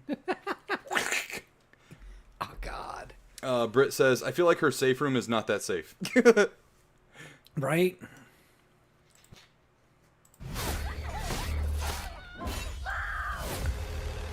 I want to be a fighter like you. If you hurt her, I'm not going to hurt her until you're here to see it. Let's unmask this fucker. Gail Weathers. So one cool thing as well about Sydney's daughter in the movie is her name is Tatum. Tatum was the name of her best friend that died in the first movie, in the garage. Oh yeah. Yeah, yeah. All your friends died for just being near you. That was the voice of David Arquette, who played David Dewey, or Officer Dewey, Oh shit. the really? brother of Tatum. Yeah, he ended up dying in the last movie, but he just had a line that said, "All your friends die just for knowing you or being being around, near you, yeah. being near you." That's not something he would ever say. So to me, from that soundbite alone, makes it sound like they've got his voice on the voice changer. You know, like Just to kind of fuck with her. yeah. I don't like this because this is Joel Hale. He was in Community and The Soup, I think, on E. He plays her husband. He's also a cop. Why are you showing me a main character's death in the trailer? I don't like it when trailers do that. I mean, unless he doesn't die. Well, No, it is a Scream movie, so. Where is my daughter? Tatum, listen to me. get away from her, you bitch. That's all I could think of. He's trying to find another way in. We're gonna do this together. You're gonna have to shoot him through the wall. Where? To the right of the door. Shoot him now! Do it now! Oh, you got it. He's dead. You Double need to tap. make sure you shoot him in the head. So right there, that was pretty cool, right? Because this is another thing too that with Scream movies, Scream 3 to 4 was like a decade, and then Scream 4 to 5 was like almost another decade. So they definitely leaned hard into how times have changed and everything. Yo, what's up, Parker? Yo. Head on over to Twitch, bro. Head on over to Twitch. Could use the help over on Twitch. If this night goes well on the stream, y'all, we're hitting affiliate. So what I was saying is, like, that's like a whole new kind of thing now, right? With like Ring cameras and stuff. But also, if I were to cut up this, I could do like a whole video on how I would recut this. I would go right where she goes, shoot him now, and then transition. Don't show him getting shot. Yeah. But also, you know that guy's got a fucking bulletproof vest on. Yeah. You know it.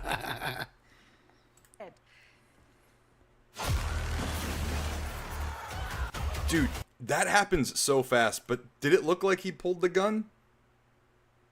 No, it covers it and that's it. I'm gonna burn it all down. Mother! Oh, they show him getting shot, but they cut out the motherfucker. Like, really? Well, yeah, it's not a Red Band trailer, that's why. No. This is gonna be fun. And that's Stu's voice! That's Matthew Lillard, bro! Okay, so look it. If Stu is not, Shinobi says yo on YouTube. Oh, I thought Shinobi was on Twitch. Oh, maybe they're on both. Probably both. If Stu's not alive, I have no idea who the fuck this killer could be. No idea. If it's not Stu. And here's the thing. Scream always leans in heavy on the rules of horror movies. And that's why she was like, you gotta shoot him in the head. Yeah. She shot her brother in the head. She shot Billy's mom, who was the main killer. Well, one of the two main killers in Scream 3. It's like confirming deaths. You see a CRT TV fall on Stu's head and quote-unquote like electrify him or whatever. Nothing after that. Yeah.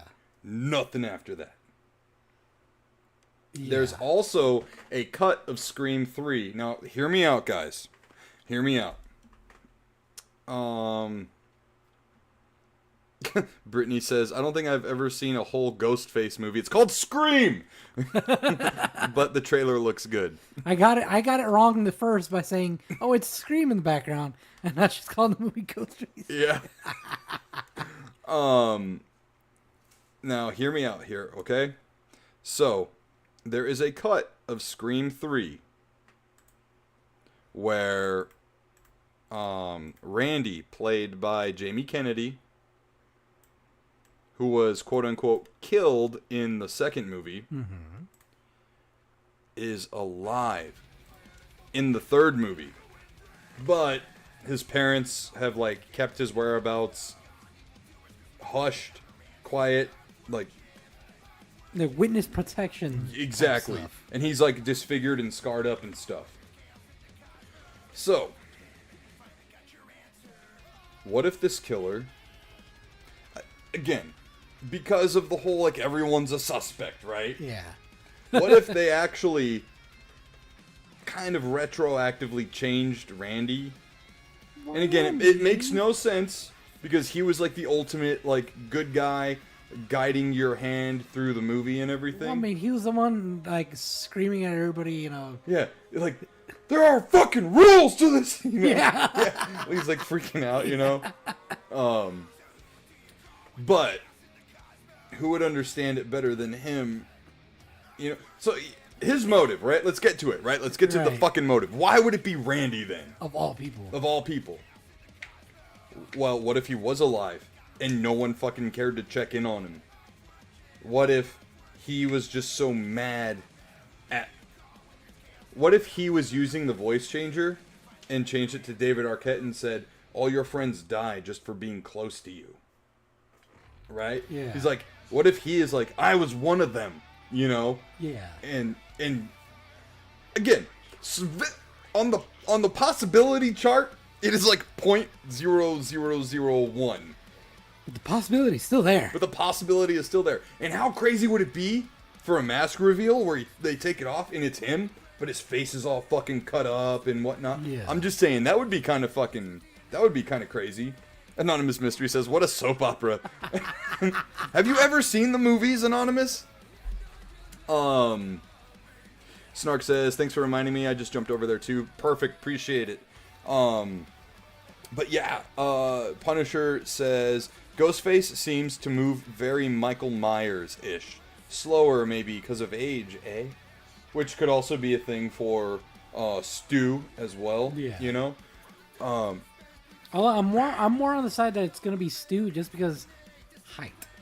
Yeah, but the thing, that Ghostface didn't look all that tall, and Matthew Lillard is like 6'3"-ish. But then again, Scream kind of does this, where like there will be like a girl Ghostface, and it's like when they're in costume, it's a and dude. It's totally a dude doing all the stunts and everything, you know. So you never know. What do you think? What do you think, Mr. Face? Just starts moving. Dude, fuck that. Fucking pushing you. Oh man. No, but I think everything has kind of been leaning to it being Stu for a while in the other 5 and 6. You know, again, you never saw the body. The thing is, they could always do like, because it would not be out of character for a horror movie to hint at one thing at the end, completely change it up on you right at the last second. Yeah. You know, It's just if it's not Stu, I don't know who the fuck it is. I think Billy had a sister. The main boyfriend from the first movie. Yeah, because what happened to Billy? Is that in the first movie? They took him to jail. No, well, yeah, they took him to jail because they found a cell phone on him when he came into the house after the first initial attack. Yeah. But because it's been so long since I've seen the rest, so 'cause I've seen up to 3, I think. Sydney shot him at the very end of the movie. Oh yeah, that's because true. it was him and Stu. Yeah, Yeah. you're right. And after they had stabbed each other like fucking crazy to make it look like, you know, they were victims. Yeah. And I don't... Both of the killers died in 2. The soul killer died in 3. The killers died in 4 and 5. And the 3 killers died in 6. So I don't know, dude. And so many fucking side characters and friends and stuff have all died as well. Yeah. You know? But they also did confirm at an event last year, or early this year, that Stu was coming back, Matthew Lillard was coming back, and the actor who played Roman, her brother in 3 is coming back. So now that... And listen, I just watched 3 yesterday. He gets shot in the fucking head. Okay, he's dead. So, are they coming back as, like, apparitions? Are they coming back in some form of, like, AI being used against her? Are they just flashbacks? Like, you don't know. Yeah. You don't know. Oh, wow. Anonymous Mystery says, secret relative who discovers the truth. But see, that's also kind of... That's kind of already been used because of Scream 3. You know? In 3, you find out that her brother Roman actually hired or had taught Billy and Stu to kill their Nev Campbell's mom, Sydney's mom. No.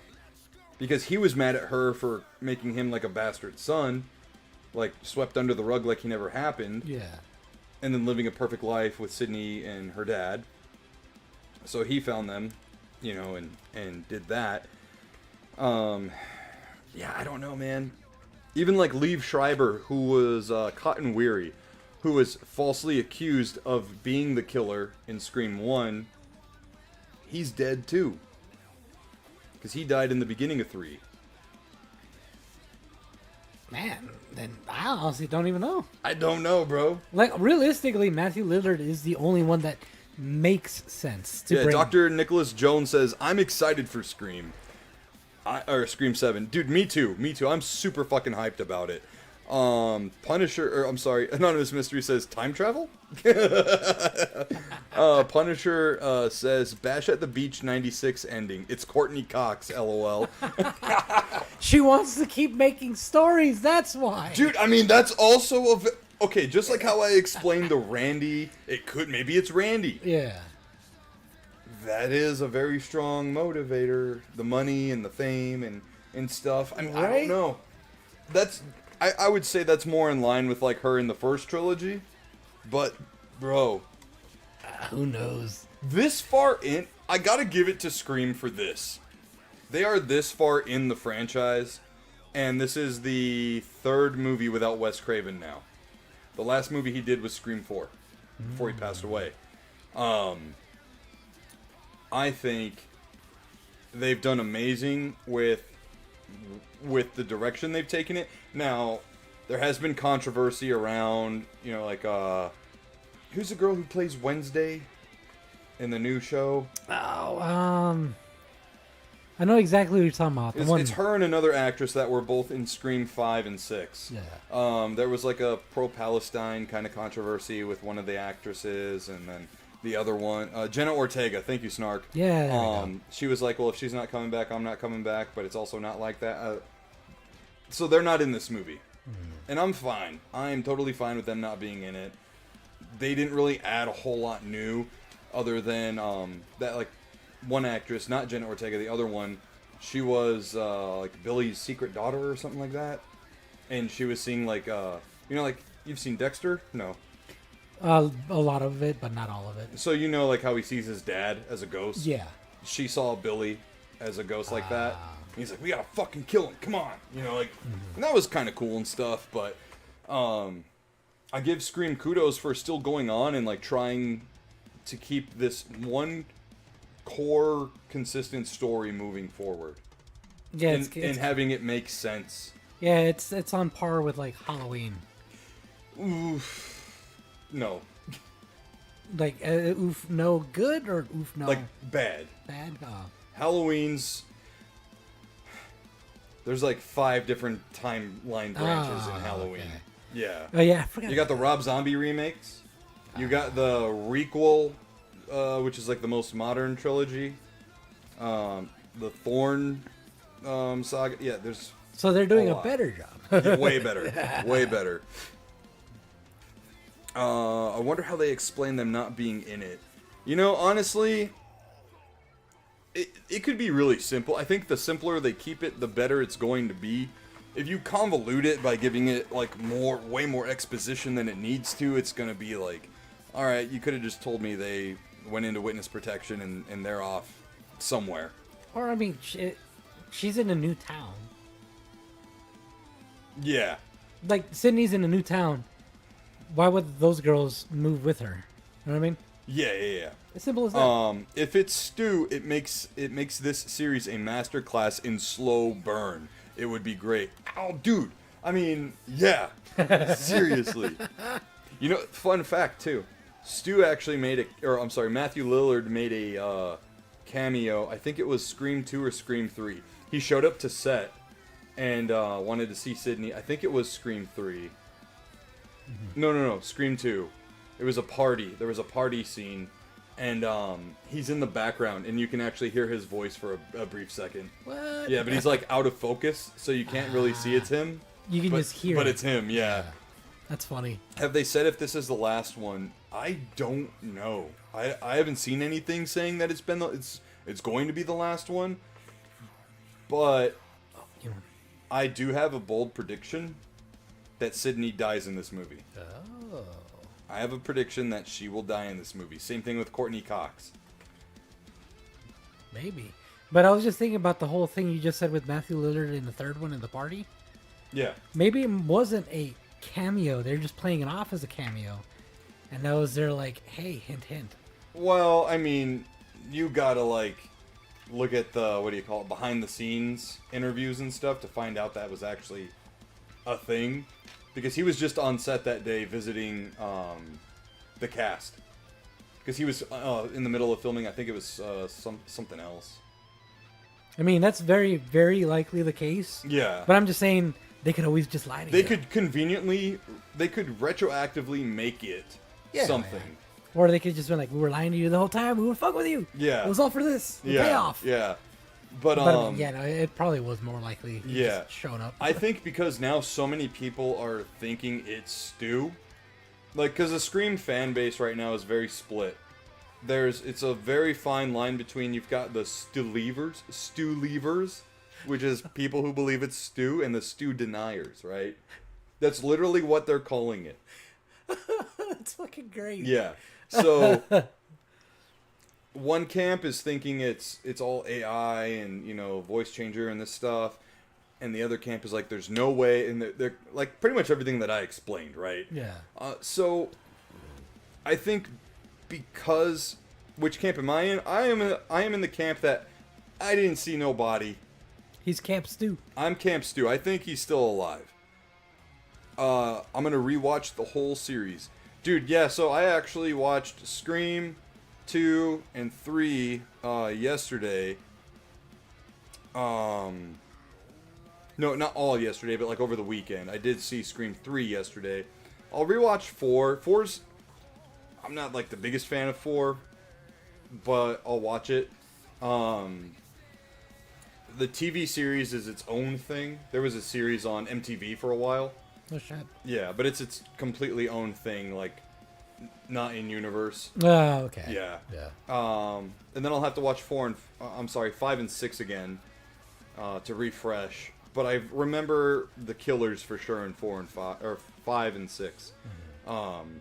There's just something about the original trilogy that is just so good. It's like a time capsule as well. You know what I mean? It is very of its time in a good way. A quick question: What do you think about 2? Like, is it a really good movie or is it kind of like mediocre? 2? The only complaint I have in 2 is that they killed Randy off. The only reason I asked that is because it's crazy. Because it's funny because this is a theory from a friend of mine had. It's not even a theory; it's just like this observation. Anytime anything has like any kind of like trilogy, usually the second one is not the greatest one. So with Scream in the original trilogy, most people would say that the third movie is the weakest. Really? Yeah. Ah. Yeah. Especially Courtney Cox's bangs in that movie. There, yeah, you got to look a picture up. It is bad. I'm gonna go pee, and then when I come back, I'm gonna look up the picture. All right, yeah. Dr. Nicholas Jones says, I've seen them all in theaters when they came out. No shit, dude. Dang, that's awesome, man. So when Scream came out, I was like 6. So my parents obviously didn't take me to see it. But as a 90s kid for life, I love Scream, man. Scream is... Obviously, it was made for the generation, like, before me. But I feel like if you love horror and, love the classics, you've got to include Scream in that. And by watching Scream, even if you're not a slasher fan, it'll turn you into a Scream fan at the very least, because it's not just a slasher. It is a whodunit. It is a thriller. It is a mystery movie, and that's something that like Nightmare on Elm Street kind of touched upon a little bit. It was kind of like a whodunit, so to speak. Because you had the element of the parents not believing the kids and so on and so forth, and kids mysteriously dying and stuff. But then obviously it came to be that it's Freddy Krueger. With Michael Myers and like Jason Voorhees, there is no whodunit. There is no thriller aspect of it. They are just straight up horror movies, slasher movies. With Scream, there's so much more detective work involved in the movies and the motives, and there's one shot in particular from Scream 1 that has to be the most important shot and still image for the entire franchise in horror moving forward. That is when all of the teenagers are sitting together at the school courtyard.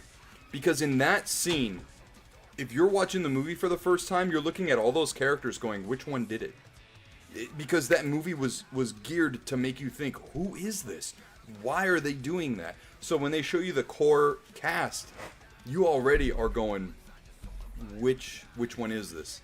I wish my brain didn't work the way it does. I wish my brain doesn't work the way it does, because as soon as I saw Billy, I was like, oh yeah, he's the killer. He's straight up the killer. Let me catch up with the chat here.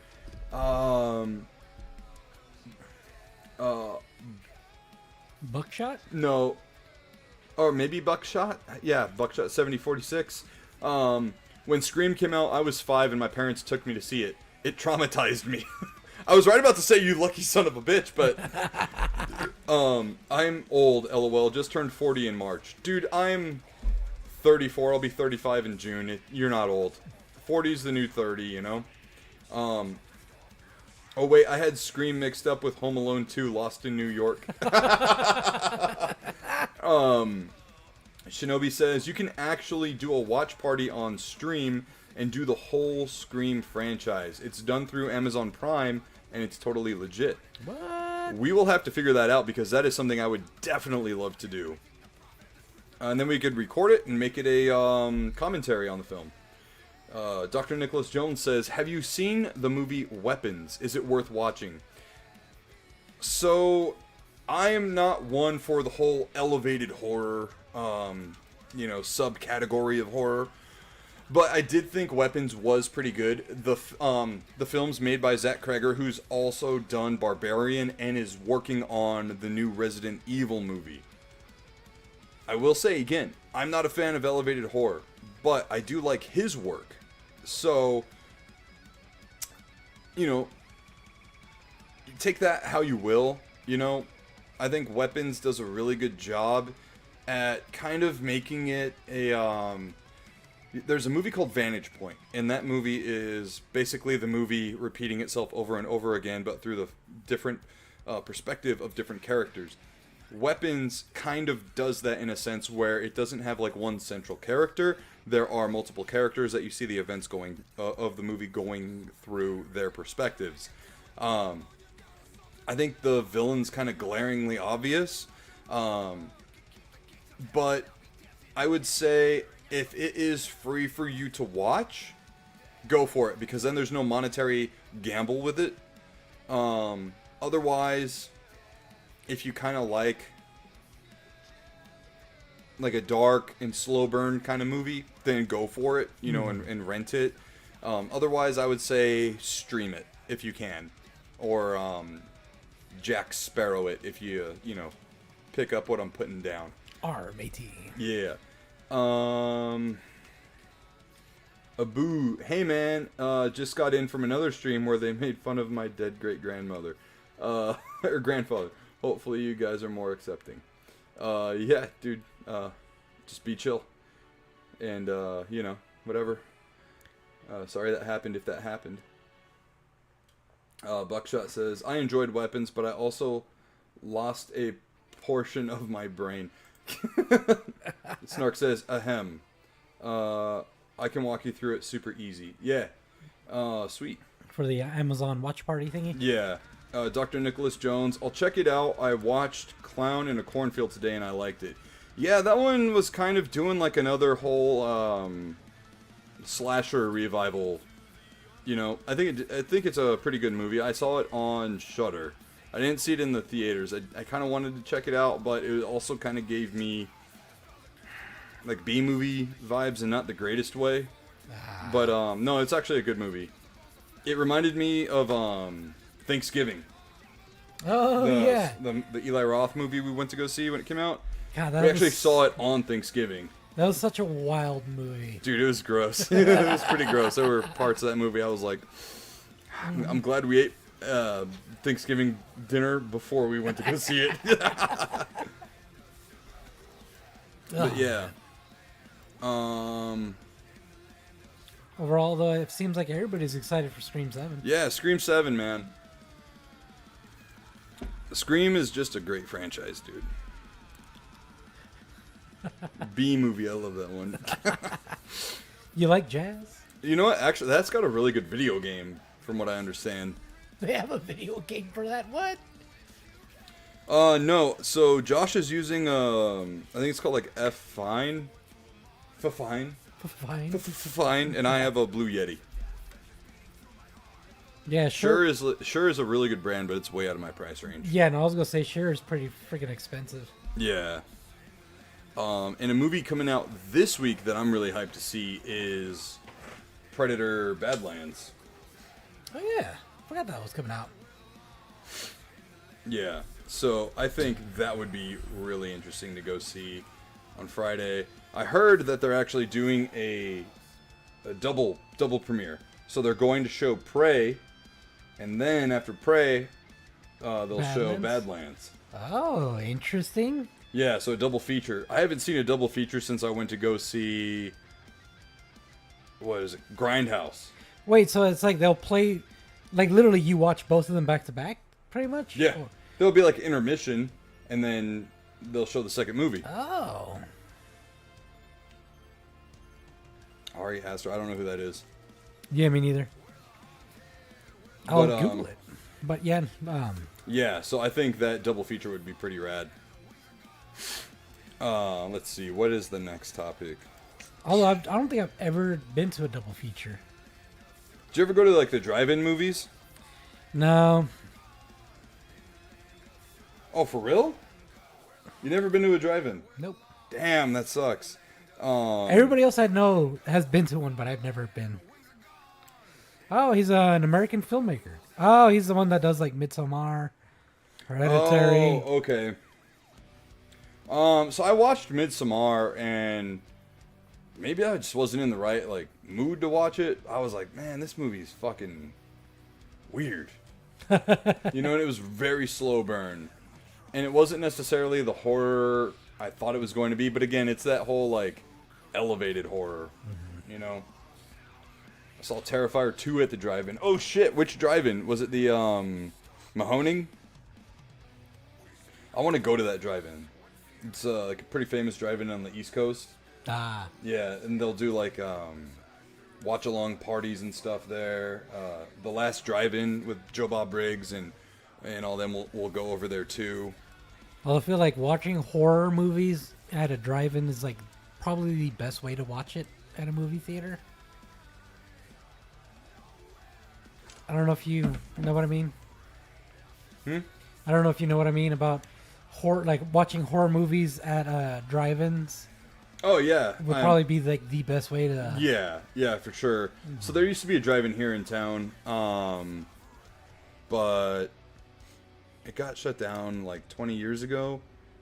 They sold the land. The owners sold the land for like $10 million, and that was like a ton of money at the time, right? Damn. But I saw Twister there and another movie, and it was like kind of fucking surreal because in the movie Twister, there's a tornado that runs through a drive-in. Oh yeah. Yeah. God, it's been so long since I've seen Twister. Holy Yeah, shit. it's been forever since I've seen it. I saw Twisters, and I was like, oh, this is cool. You know? Another Glenn Powell movie. But, I think the last movie I saw at the drive-in was Grindhouse. Oh really? Yeah, did you ever... No, have you seen Grindhouse, like, on DVD or anything? Let me Google So it. it's got Planet Terror and Death Proof. Grindhouse. Oh no, I've only seen trailers for this one. I forgot what movie I was watching. It was one of those. It was a movie that had like trailers before it started, and I saw that. Yeah, there's like Hobo with a Shotgun. There's a Thanksgiving trailer. So the movie we saw Thanksgiving was based on a fake trailer for that movie. Yeah. Yeah. So I think that's it. I don't really have any other topics tonight, man. It's been so light on the gaming news. Oh, you know what? No. I feel like there was one more. Another movie news. The Call of Duty movie just took a big step forward, and it's almost too perfect. This is written by Spencer Perry from comicbook.com. Do you remember hearing about the Call of Duty movie forever ago? Yeah. Well, the Call of Duty franchise has been a staple of video games for over 20 years at this point, with annual releases defining the FPS and action game genre countless times over. Yeah, I mean, that sentence right there is not 100% on it, you know what I mean? Right. Despite the runaway success that Call of Duty has enjoyed in the realm of video games, the series has never shifted the direction of adaptation. Some of that can no doubt be the long-standing stigma over video game movies. But changing tides and adaptations have made that a different story. Earlier this year, Paramount confirmed plans of bringing Call of Duty to life in live action. You know what's funny? This movie, or Call of Duty being made into a movie, has been talked about since like when they were talking about making Halo a movie. Like 2008, 2009. Wait, really? That far back? It might not be as far back, maybe the early 2010s, but it's been talked about for a long time. Jeez. According to a report from Variety, Paramount has tapped Taylor Sheridan and Peter Berg to develop a Call of Duty movie. Both of these names should sound familiar as to fans, as they've worked in Hollywood for ages, and their material has checked from Call of Duty adjacent boxes already. Sheridan is the mastermind behind the Yellowstone TV franchise, but also wrote the 2 Sicario films. Oh shit. You ever see Sicario? God, you're throwing all these movie names. I'm like, fuck, I can't remember. Sicario has Josh Brolin, Benicio del Toro, and Emily Blunt. Then no, I don't think I've seen Sicario. Oh, it's a very good like Narcos kind of movie. While Berg previously had a hand in military films like Lone Survivor, The Kingdom, Mile 22, and Battleship. Battleship, we can all forget about that adaptation. I wouldn't even consider that a freaking adaptation. Board game movie? Yeah, nah. It all begs the question, isn't this a little too obvious? So what is the fucking step? Is that the step that they've got those writers now? So they haven't even come up with like a plot or anything. They literally just got writers. Yeah, I don't know. Yeah, the article just goes in to talk about these guys and what they can do. So yeah, it's for literally and all that. No, I think that this is going to be in development hell. I'm not even sure it'll actually ever come out. Mysticles, have a good night, my dude. Night, Mysticles. Let's see. Punisher says the only video game movie I'm looking forward to is Mortal Kombat 2. That movie is gonna be fucking great. I still hate the fact that it was delayed. Yeah, because we would have already seen it fucking by now. Dennis Hopper plays King Koopa. Oh, in that fucking old Mario movie, yeah. Yeah, that old Mario movie. Talk about movies that fucking traumatize you. There was a part in that movie where the king of like Mushroom Kingdom or whatever, he's like part of fungus on the wall or some, or no, he's like fungus in his throne, like on his throne. And it just looks weird and gross. It sounds horrible. Yeah, Snark says, speaking of Mortal Kombat, the more I'm hearing about the Legacy Collection, the less interest I have for it, which is a shame. Yeah, man, I watched Maximilian Dude playing the game and like giving a review on it, and it looks really shitty. Isn't that the one that those shitty collector guys? Well, Limited Run's doing like the physical package for it and all that. Ah, okay. But the developers behind it, they did a really good job with like the Atari 50, and they did another collection. I'm trying to fucking remember, but Digital Eclipse, that's the name of the devs and whatnot. But they got all the fucking Mortal Kombats from 1 through 4, except they didn't get. Did they get Ultimate 3? There was one missing. I couldn't remember. Punisher says, I wish it included the PS2 games. Yeah, that would have been cool too. But yes, Ultimate 3's in it. Then which one is it? Is it Ultimate Mortal Kombat? Yeah, because I remember we talked about what was coming out on it. Yeah, like they have Special Forces on there and Sub-Zero Mythologies, which are both like dog shit games. But anyways, yeah, so apparently there's a lot of like input delay, and you can even like see it and feel it during the menus.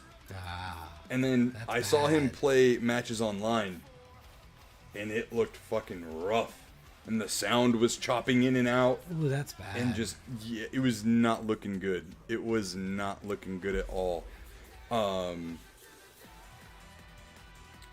So I was looking forward to it as well. Like maybe I'll pick it up for Christmas or something like that. But now you're kind of like, I don't even know if I want it. Yeah, like for me, the only thing that I would get it for is the documentary in it. But I kind of feel like someone's gonna upload that at some point. Yeah. You know, and I'll find a way to watch it that way. Yeah, it sucks. It's like it has all those games, and if that's the only reason you would get it, it's not worth getting.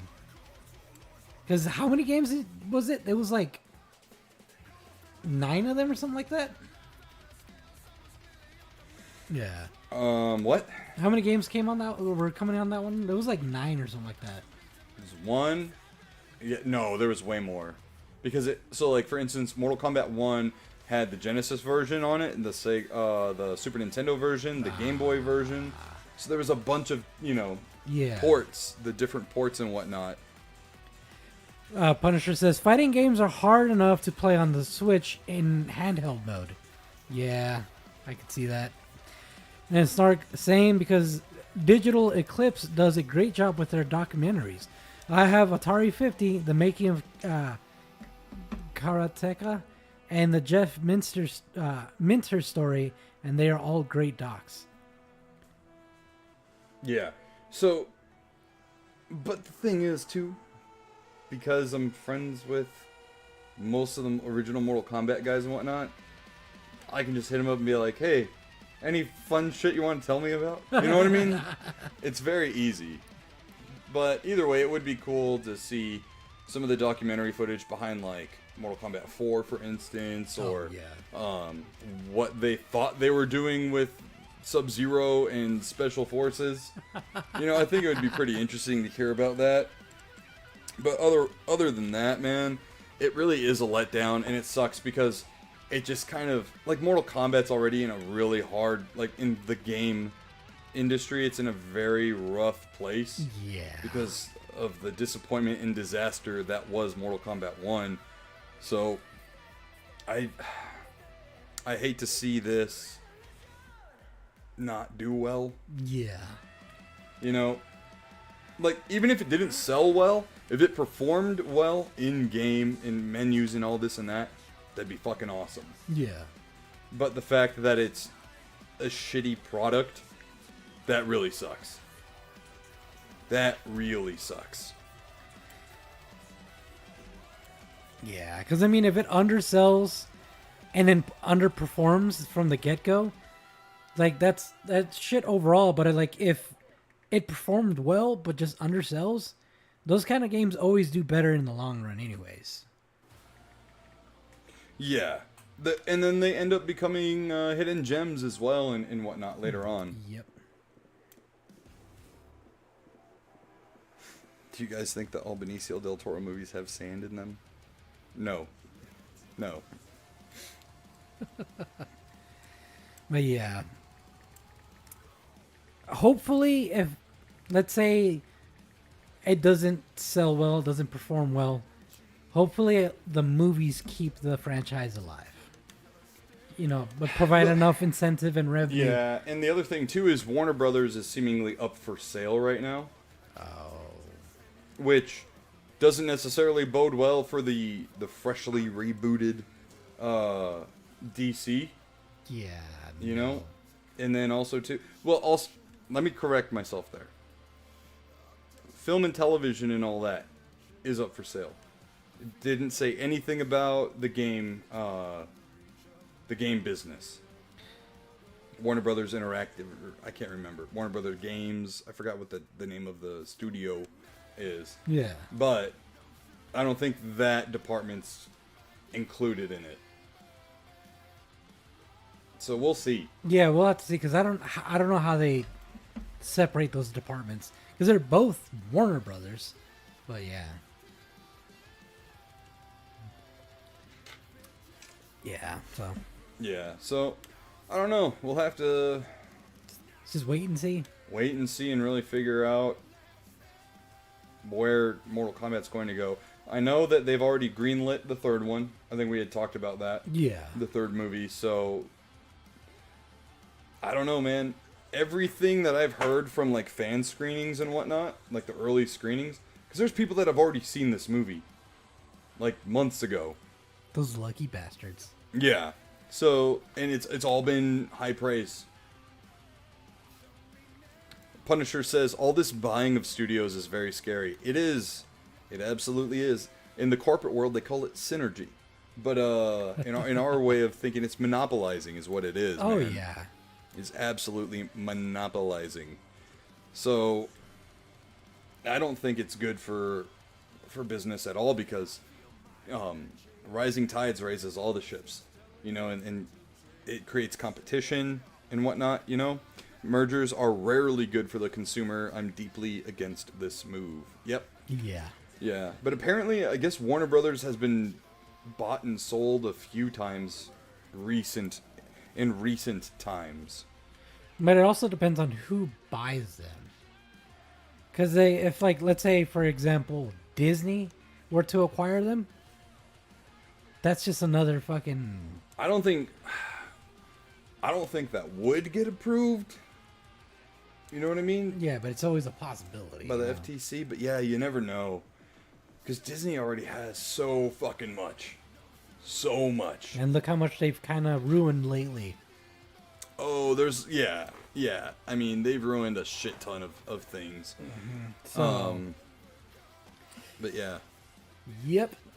I want to catch up here with Shinobi's thing earlier. They said, I still weep over the Halo movie that could have been. Remember it was when it was announced that Peter Jackson was supposed to head the film, and there was a sick fan-made video that cycled around for a bit.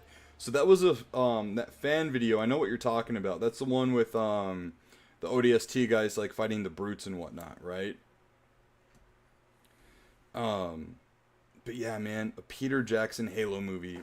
I remember that being announced, and I was just like, this is gonna be so fucking epic. Like, Lord of the Rings trilogy had just wrapped up like a couple of years before that, and you're just like, fuck yeah. Fuck yeah. So that actually wasn't a fan... I don't think that was a fan-made video per se. That was directed by Neil Blomkamp. Shinobi says, they won't let DC and Marvel be owned under the same umbrella. So yeah, there you go. There's that. It was even announced in Xbox Magazine, so it wasn't just hearsay. Yeah, that movie got stuck in developmental hell, and then Peter Jackson, unfortunately, yeeted himself from the project. God, it would have been so good. I remember, like, at the time there were articles about, like, fan casting who would play Master Chief. And it was, like, number one was Bruce Willis. I was like, no fucking way. Come on, man. Even back then, I was like, no. No, that wouldn't work. No. That wouldn't work. Yeah. Yeah, it wouldn't work at all. But that's the thing. You don't really need someone notable to play Master Chief. You just need somebody that could fit the look, which you don't need much other than just height and physique. I think if we were to like fan cast someone to play like Master Chief with a helmet on, of course, I would go back in time and pull Kane Hodder out of the 80s and put him into a modern Halo movie. Kane Hodder was famous for playing Jason Voorhees. Ah. He's a great body actor. Yeah. You know?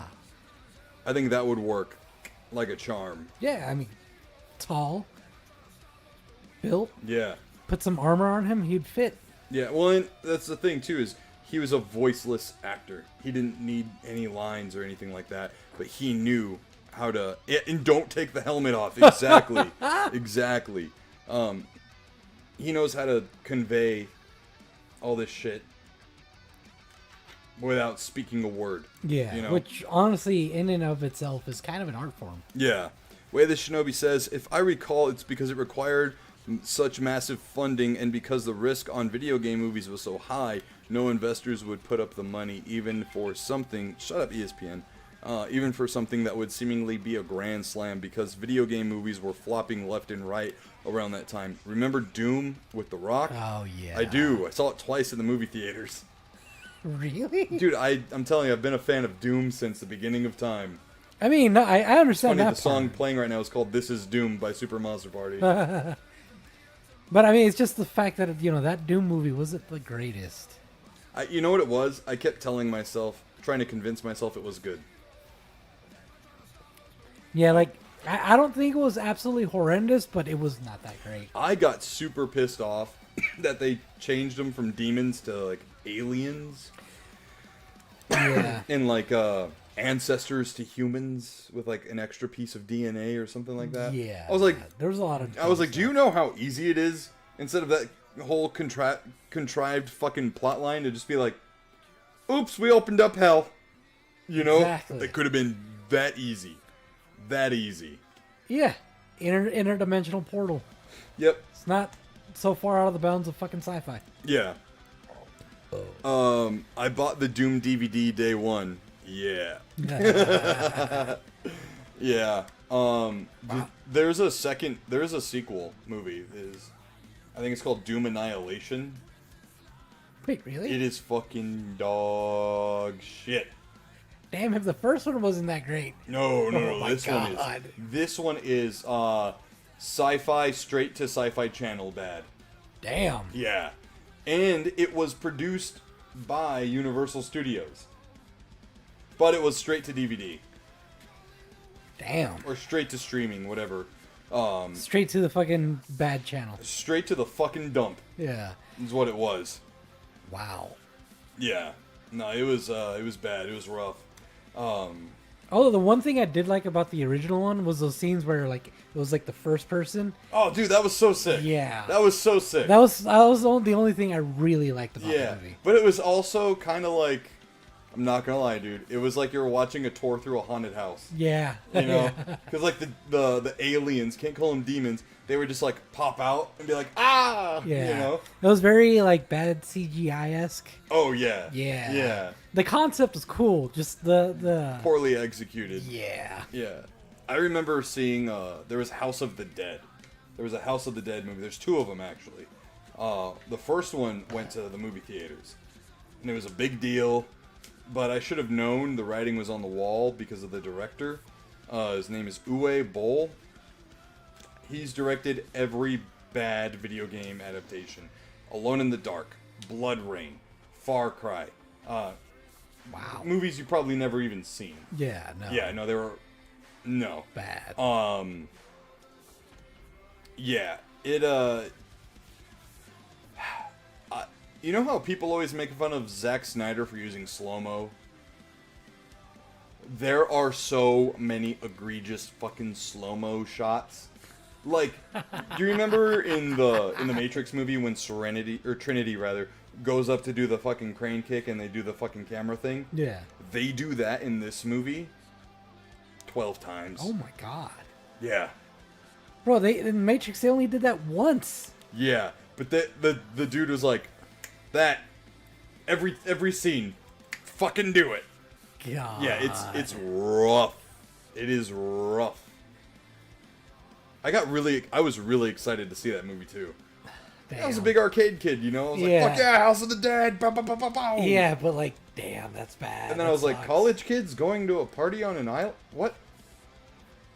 Where's my secret agents? You know? Yeah, it's rough. God, it's like he got every like trope of everything he could. Yeah. And just slapped. Snark, I knew this was going to trigger him. He said, fuck Uwe Boll. And the main reason he does those shitty movies is because he can use them as a tax write-off. And then Punisher says, but Zack Snyder is a director. LOL. Did I say direct? I don't. I might have. I don't know. And Shinobi says, it wasn't even that long ago. 2019. That's the Doom sequel. Might watch them for punishment. You're stronger than most. Did he do the Dead or Alive movie? I don't think so, because that one was actually good. Let me see. Dead or Alive movie. Although, you know what, Shinobi, I don't blame you for the punishment thing. I've definitely had a few bad movie nights that were fun to watch. No, it wasn't. It was directed by Corey Wen. He's a Hong Kong film director. I feel like we talked about that. Oh, Punisher. I meant Zach is a better director, LOL. Snark says, I even suffered through Postal twice. Even interviewed the main actor, Zach Ward, famous from A Christmas Story. The mean bully who gets beat up. Oh. Yeah. Snark, I actually have that on DVD. I was gifted that by Running with Scissors. They're actually based here in Tucson. Snark says, no, you didn't do DOA. Way the Shinobi says, bad movies and low-budget B-movies are my guilty pleasure. They're really fun to like watch and just make fun of. Yeah. But sometimes, man, there's got to be a line. Like, I watched the first Sharknado and I was like, I'm good. Yeah. I don't need to see any more. But then the last one, It's like what, 7 or 8? yeah, Or and I 9? think Tara Reid had some like weird robotic shit or whatever going on. I don't remember. But I was like, maybe I'll tune into this one because at that time everyone wanted to be in those movies. They had like Al Roker from Good Morning America and like the singer from Sugar Ray in it, and yeah. It was, dude. It was just they're so bad they're good. Yeah. Sharknado, man. That was a point in time, wasn't it? God. I remember they were showing them at the movie theater. Oh yeah. Yeah. Oh yeah, they had big like fucking trailers for them. Yeah. And those were like straight to Sci-Fi Channel movies. But they were so fucking popular they did like fan events. Yeah. To see them. Although I want to watch that one that's about the pastor and like raptors and stuff like that. Oh my god. Velocipastor. There we go. Yeah. Yeah. Have you seen it? Yes. It's so stupid. Is it worth watching though? I mean, go for it, dude. Go for it. Shinobi says, "Oh yeah, they got to be bad because of like budget reasons and stuff, not because of bad writing." Yeah. It's a bit of both. Bro. Oh man. Schlock movies. Schlock? Yeah, it's a term. It's just like crap movies. Ah, okay. Velocipastor. I forgot about that one. Well, now, now because of Josh's good graces, you remember it now. Pepperidge Farm remembers. Oh man. Jeez, dude. Yeah. I still gotta watch that one about the birds. That really, really, really low budget one. That was made by a bunch of college kids. The I think only it was bird Birdemic. movie I know of is Birdemic, I think. Alfred Hitchcock. Oh no, it's like not even like. It's like the shittiest of shittiest Birdemic. Shittiest of shittiest.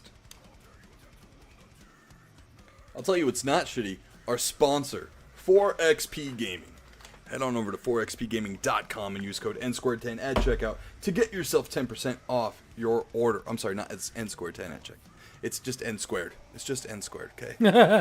We're way into the show. But use your code Nsquared at checkout to get yourself 10% off your order of gaming drink goodness. Wow, that looks terrible. Yeah. I'm trying to think of... There were so many fucking B movies that I saw on the Sci-Fi Channel growing up. Because that's like all they would put on at night is just... B. You know, their movies.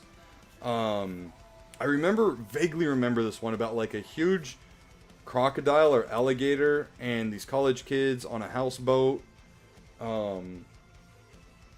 I saw it like several times on Sci-Fi Channel, but I cannot remember what movie that is. God, that sounds bad. I also remember one about like some fucking alien spiders running through like a futuristic town. I remember one movie called Stingray, and it was about like this Capri Sun looking fucking giant snake thing. The fuck? Yeah, tons and tons of B movies I used to watch on Sci-Fi. You know what's one movie? Because you said something and it fucking reminded me, and I forgot it existed. And I want to rewatch it. What? Eight-Legged Freaks. Oh, that's a good movie. That's a bad movie, but it's a good movie. Yeah, I want to rewatch that fucking movie. Yeah, I always loved the movie poster where it had like David Arquette like going, ah! Yeah, that was definitely one of those like movies that was kind of meta, making fun of the whole monster movie genre. Eight-Legged Freaks is a classic. Throw Anaconda in with it. Oh yeah. Yeah. Dude, fucking John Voight's character in Anaconda is so weird. John Voight's he's the boat captain. Yeah, Yeah, and he's like staring the fuck out of J-Lo. Yeah. I mean, yeah. Yeah, but still he had like it's like, what were you trying to sound like, my guy? Yeah, I don't know. Because he's like kind of Creole but kind of just yeah, you know, like what? J-Lo and Ice Cube are in it, and it's a freaking ride. Yeah, no, it's a real. Owen Wilson's in that movie too. Oh yeah. Yeah. Holy crap! I forgot about that. Yeah, I remember there was a scene in the movie where they're walking in the water, and he goes, "Wow."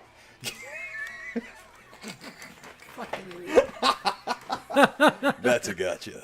No, but he is in the movie, Yeah. and then I can't remember the name of the actor off the top of my head, but he was actually cast to play Marty McFly first, and then it didn't work out, so they brought in Michael J. Fox. But he is also in that movie too. He's the guy that gets bit and is like out for literally all of the movie, just laying down in the boat, poisoned. I can't remember the face to him. Anaconda movie. They're remaking it or making a sequel with Paul Rudd and Jack Black. Yeah, no, it's a meta movie. So in that movie's universe, Anaconda exists as a movie. So they're going to try to reboot it in universe, but then accidentally kill their snake that they were going to use for the movie. And of course, they're in the jungle and come across this giant, huge anaconda. I don't know how I feel about that. I'm blacked out. I have had enough of Jack Black. Yeah. I've had enough of Jack Black, and Paul Rudd is kind of getting there, but not as much as Jack Black. Well, I mean, Rudd's just been mainly in Marvel stuff, right? More or less. I mean, he did the really cool Switch 2 commercial, playing himself from the Super Nintendo commercial. But no, Jack Black is just... I miss, like, early 2000s Jack Black, where he was, like, versatile. You know, still a goofy dumbass, but not just... I'm a Jack Black! Yeah, no, that's all he is now. It's just Jack Black, Dwayne Johnson, and what's his fucking face? The one that's Kevin Hart. Kevin Hart. Fuck Kevin Those Hart, three. dude. I am so fucking tired of Kevin Hart. And when you watch a football game, God forbid, you see a commercial of fucking DraftKings or whatever he's on, but he is in like every fucking commercial break. With him and LeBron, fucking DraftKings. Yeah, it's kind of annoying. Like, they were great when they first started out. Well, not The Rock, you know. He's never been the greatest actor. No. I mean, he did great. I feel like he fits in, like... He's good in The Rundown. Oh, I was going to say Fast and Furious. But then again... I think the role of Hobbs kind of led to him being typecast as that guy in every movie. But the thing is, he plays Hobbs a little bit differently than he does the other ones. Whereas the other ones, they all just kind of blend in together with each other. And Hobbs is the only one that actually stands out. I guess. Yeah. Like, he was a cool... I wouldn't even say that he was he had a solid role in The Mummy Returns. As a Scorpion King, I would say that's like a cool cameo of him in the movie. But then the Scorpion King itself... that is a movie that is, like, stored way in the back of my mind. I know I've seen it, but... God damn, now that I remember it. Yeah, no, he actually did pretty good in the Scorpion King. Yeah, I remember Michael Clark Duncan was in that as well. Mm-hmm. Yeah. R.I.P. But, God, it's such an amazing actor. What did I say he was that he was good in? Oh, The Rundown. The Rundown, yeah. I liked him in The Rundown. That was when he still had hair. Oh, yeah. Yeah. A little bit of it, but yeah. Yeah, him and Sean William Scott really worked off of each other in that movie. Yeah. You know? But, I mean, he also did that fucking Tooth Fairy movie. Me personally, I despise those kind of movies because they're just absolutely just dumb. You know who did a good one, though? Vin Diesel? Yeah, The Pacifier. Yeah. That's a fucking good one. That's the only one I'll accept. That's a good one. Let's see. I knew exactly where you were going with that one. Yeah. Shinobi says, Rudd, Jack Black, The Rock, they all play themselves and it's gotten old. It's becoming the thing in Hollywood where way too many actors are just playing themselves over and over again and it's getting tiring. Yeah, 100%. Yeah. Punisher says, Paul Rudd would have been a really good Ghostbuster if they did another adult Ghostbusters, not Stranger Things Ghostbusters. That's funny because that's what I call it too. The last two Ghostbusters movies are just Stranger Things. Yeah, I didn't Frozen watch him. Empire was a fucking dog shit movie too. We went to go see it, and we were like excited to go see it and whatnot because it was advertised like it was going to be a scary Ghostbusters. Ah. And then like, Kamal Nanjiani or whatever his name is, he was in it too. And that's another guy where I'm like, dude, get him the fuck out of these movies. He is not funny. I don't even know that name.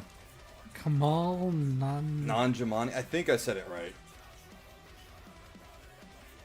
Oh yeah. Oh my god. Yeah, he's just not it. And he also plays himself too. It's just he had a resurgence because he got cast in Marvel's The Eternals, and then got like super ripped for the movie and whatnot, and just got a resurgence out of that because before that he was in Silicon Valley. He was pretty funny as a nerd, you know, in that show and whatnot, but but the thing is, like, what's annoying is that they're acting as themselves, pretty much. yeah. Let me finish up with the chat here. Shinobi says, my issue with The Rock is that he complains about being typecast, but he has almost absolute power over the direction his role takes in about every film. Yeah. Ghostbusters Hers. No, that movie fucking sucks. Okay, I'm sorry. But that movie was a giant SNL skit that was too long. Did you see it? No. Yeah, I thought it was fucking atrocious. Like- the Egon scene in Afterlife did get me. Yeah, that was a good one. That was one scene where I will approve of whatever that de-aging, or not de-aging, but like face replacement kind of technology that they do, to get Harold Ramis's face in the Ghostbusters. You know how they did like Luke Skywalker and Princess Leia and whatnot. That actually looked good. If they tried to make him like a real person rather than like the ghost, it probably wouldn't have looked as good. But Shinobi says it was so bad, and the cries of sexism over the backlash it got was so annoying. And then fucking Punisher says, we don't speak of the Ghostbusters. Yeah, no, it was bad. It was bad. For a while there too, I was getting really fucking tired of Melissa McCarthy. Dude, she is the same character in every fucking movie. The fat, annoying friend. Yeah. You know? But yeah. It's like they said, who said it was a Shinobi, or that basically it's a thing in Hollywood now? Just Yeah, Shinobi. What else did The Rock do that was actually decent? I'm gonna look up The Rock's filmography real fast. Shinobi says that's another rangeless actor that carried off one breakout role. Yeah, I mean... Sorry, I gotta pee again. Pee again. She was in Gilmore Girls. That's where she got her, like, real big start. Really? Yeah. Alright, so let's see. I have Dwayne Johnson's filmography pulled up right here. G.I. Joe Retaliation. He was playing Hobbs in that movie. The other guys, he was, again, that was kind of like a cameo role. Walking Tall, that's actually a pretty good one. That's a pretty good one. Be Cool. I never saw this movie, but doesn't he, I think he plays, doesn't he play like a gay gangster?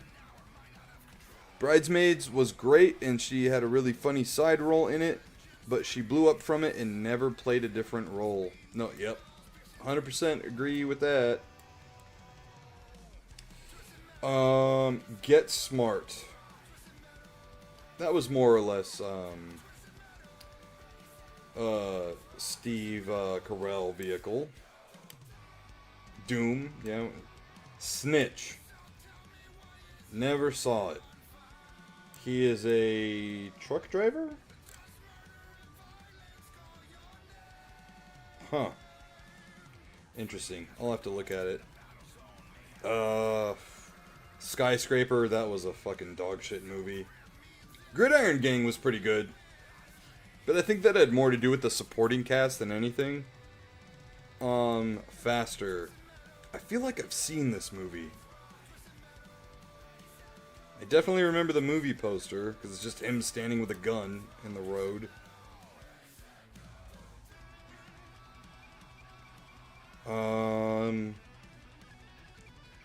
Oh, you know what?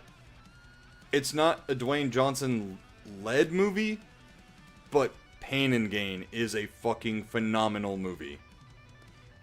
I will fucking stand on business for that movie. That is a good movie. You ever see Pain and Gain? With Mark Wahlberg, Anthony Mackie, and Dwayne Johnson? It's based on a true story. Pain and Gain? No, I've never heard of it. Oh man, it is such a good movie. I'm not gonna tell you shit about it. You just gotta watch it. Go into it blind. Shinobi says, I'd say post 2012 is when he started playing the same role over and over. Up until then, he had good roles in range because he was still trying to make a name for himself. Punisher says, I think Stone Cold might have been better in action movies than The Rock. You know what, dude? Stone Cold in, oh my god. The Condemned. The Condemned is such a good movie. You ever seen that? That's a WWE produced movie, yeah. It's like a bunch of death row convicts and whatnot.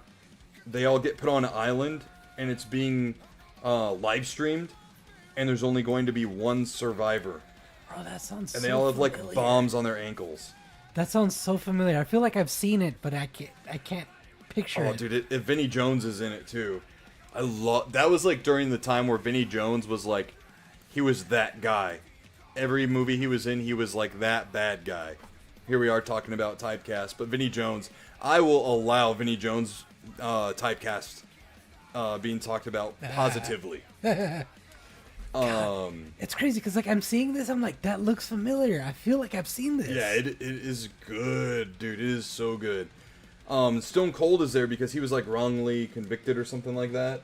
It's a good movie.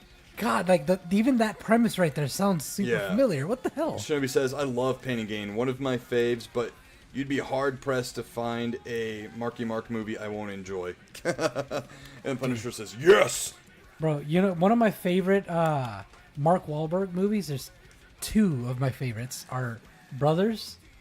Yeah, Brothers is good. Fucking great movie. It's a bad movie, but it's good. Oh, yeah. Yeah. And then one that he's not like a huge role in it, but he has a big part in it, The Departed.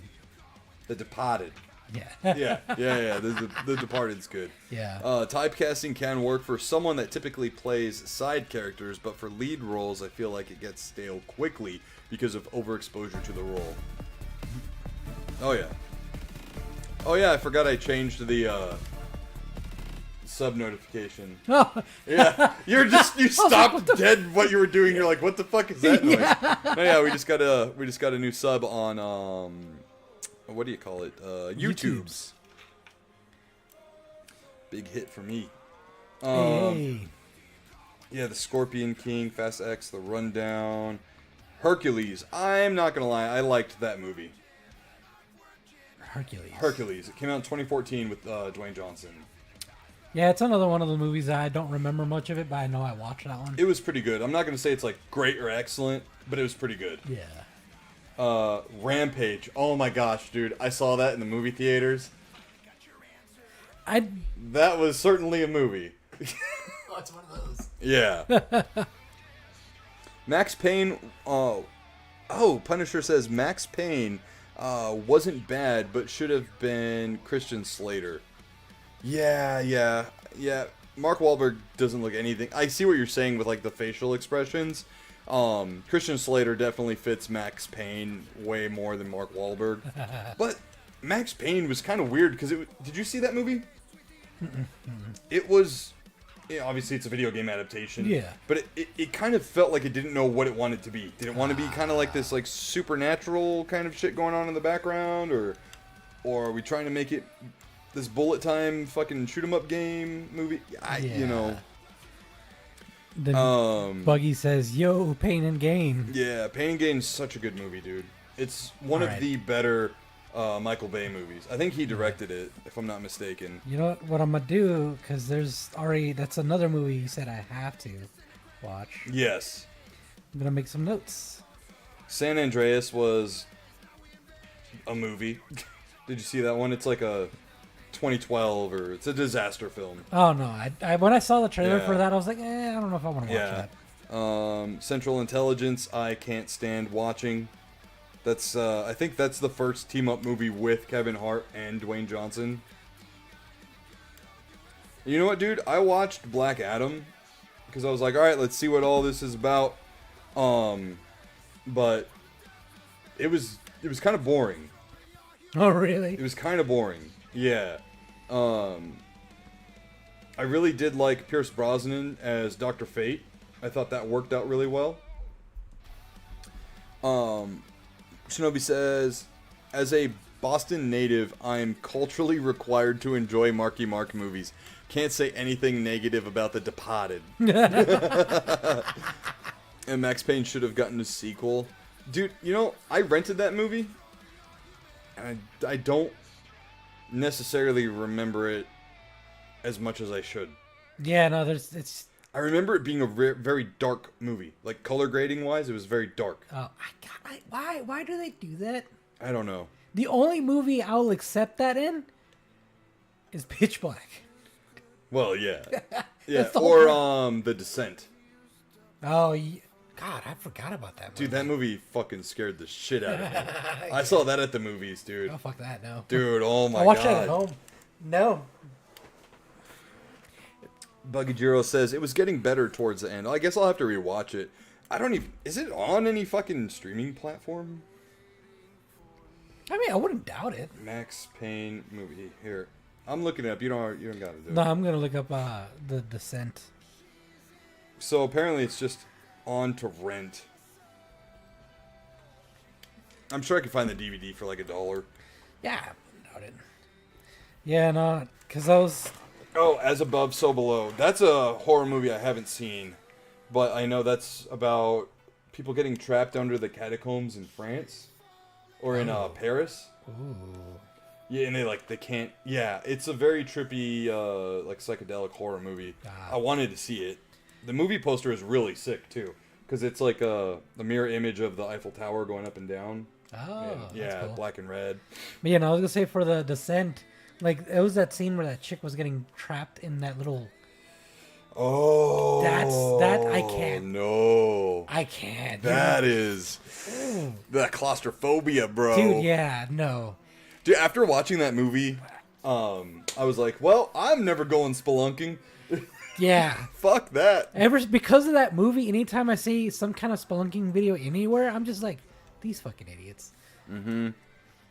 Yeah. Yeah, dude. I mean, yeah, no. Did you see the sequel to The Descent? Fuck no. It's called Even Further. No, I'm just kidding.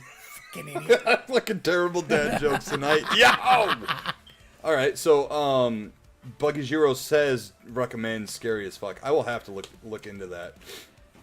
Shinobi says great movie, well worth a watch as long as you're not claustrophobic. I'm assuming The Descent, right? Oh man, Riddick Butcher Bay may be the best movie to game I've played. Wolverine Origins close second. Yeah, dude. Did you ever play any of the Riddick games? No, I had a friend that had them, but I never got a chance to play them. Dude. So there's 2 of them, and they are fucking epic. They are way more complex than they should be, in a good way. Ah, interesting. It's almost kind of like open worldish RPG, but it's first person. A lot of the combat is hand to hand or stealth, because like a lot of the guns have like the guards like DNA. You know, you need their biometric is what it is. Yeah, those are really good movies. Movies or games? Games, sorry. Yeah. Do they play like movies? Because they're so intricate. Nice. Yeah, and the graphics are really fucking good too. They were, I want to say the first one was, I know the first one was on the original Xbox. I don't know about the sequel. The sequel might have been on the 360. Do you think they would have it on GOG? Possibly. Let me look it up. Oh, that's the Windows Store. Nobody wants you, Windows Store. Close. Shinobi, is that Shinobi? That's that weird blue hue that they chose is freaking ridiculous. Yeah. Anything with caving or spelunking in it immediately triggers intense anxiety in me. Yeah. Yeah, I'm a big dude, so I don't belong in those little fucking. I don't belong in those little spaces. You know what I mean? Yeah. Ooh, GOG's got a good deal on Resident Evil Classic Bundle 1, 2, and 3, plus 0 and the remake of 1, $26.99. That's a fantastic deal. Fuck yeah, it is. Riddick.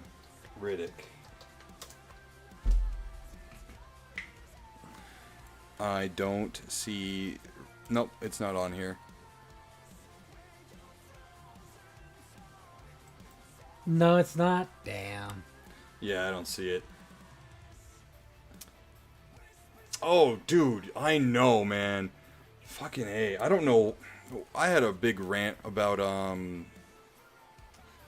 the ROG Ally X or whatever? not even that, dude. It's the new console that they're talking about. It's gonna be, like, above fucking $1,000. Wait. They're announcing a new console or what? Yeah, so they were talking about... Let me pull it up.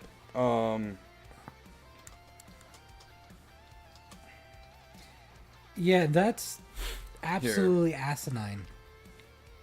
What are they thinking? Let me pull up this Polygon article. Microsoft says it's not getting out of consoles, but very high-end sounds like it.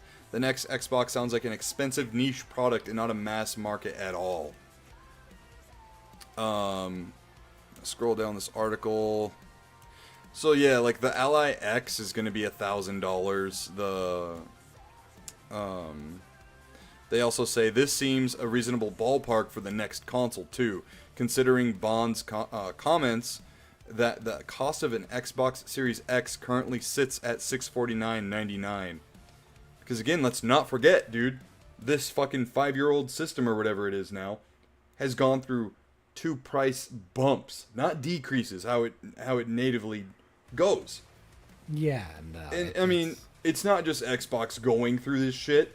But they're PlayStation's also gotten price hikes, so has the original Switch, which is almost 10 years old now. Right. But I think it's like Xbox. Yeah, Shinobi says it's basically just a PC. Yeah.